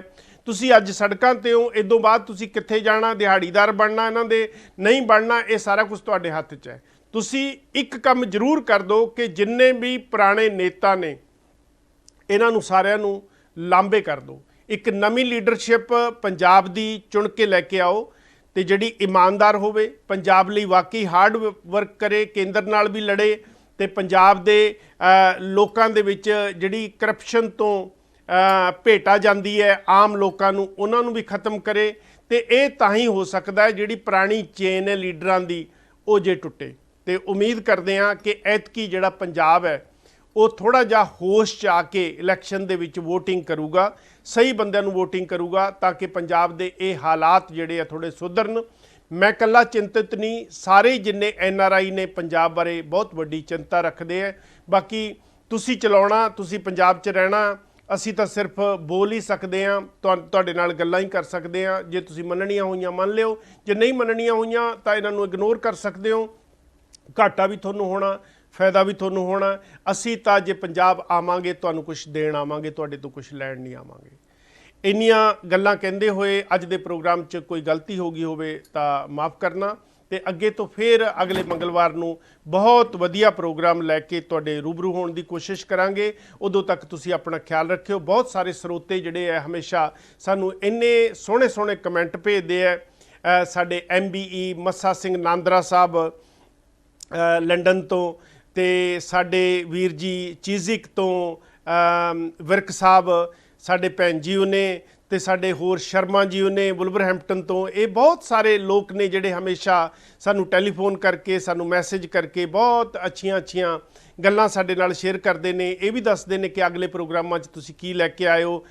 ਜਰਮਨੀ ਤੋਂ ਰਾਜ ਕਾਲੇਕਾ ਜੀ, ਇੰਡੀਆ ਤੋਂ ਸਾਡੇ ਨਾਲ ਬਹੁਤ ਵੀਰ ਸਾਡੇ ਨਾਲ ਜੁੜਦੇ ਨੇ, ਇਟਲੀ ਤੋਂ ਹਰਬੰਸ ਜੀ, ਦੁਬਈ ਤੋਂ ਉਪਿੰਦਰ ਸ਼ੈਲੀ ਜੀ, ਹੋਰ ਮੇਰੇ ਬਹੁਤ ਸਾਰੇ ਵੀਰ ਜਿਹੜੇ ਇਸ ਪ੍ਰੋਗਰਾਮ ਨੂੰ ਦੇਖਦੇ ਵੀ ਨੇ ਤੇ ਸ਼ੇਅਰ ਵੀ ਕਰਦੇ ਨੇ। ਇਹਨਾਂ ਸਾਰਿਆਂ ਦਾ ਮੈਂ ਧੰਨਵਾਦ ਕਰਦਾ ਜਾਵਾਂ। ਅਗਲੇ ਹਫਤੇ ਇੱਕ ਹੋਰ ਬਹੁਤ ਖੂਬਸੂਰਤ ਪ੍ਰੋਗਰਾਮ ਪੰਜਾਬੀ ਜੰਕਸ਼ਨ ਅਕਾਲ ਚੈਨਲ ਤੇ ਲੈ ਕੇ ਹਾਜ਼ਰ ਹੋਵਾਂਗੇ। ਉਦੋਂ ਤੱਕ ਤੁਸੀਂ ਆਪਣਾ ਰੱਖਿਓ ਖਿਆਲ, ਸਾਨੂੰ ਦਿਓ ਇਜਾਜ਼ਤ। ਸਤਿ ਸ਼੍ਰੀ ਅਕਾਲ। ਵਾਹਿਗੁਰੂ ਜੀ ਕਾ ਖਾਲਸਾ, ਵਾਹਿਗੁਰੂ ਜੀ ਕੀ ਫਤਿਹ।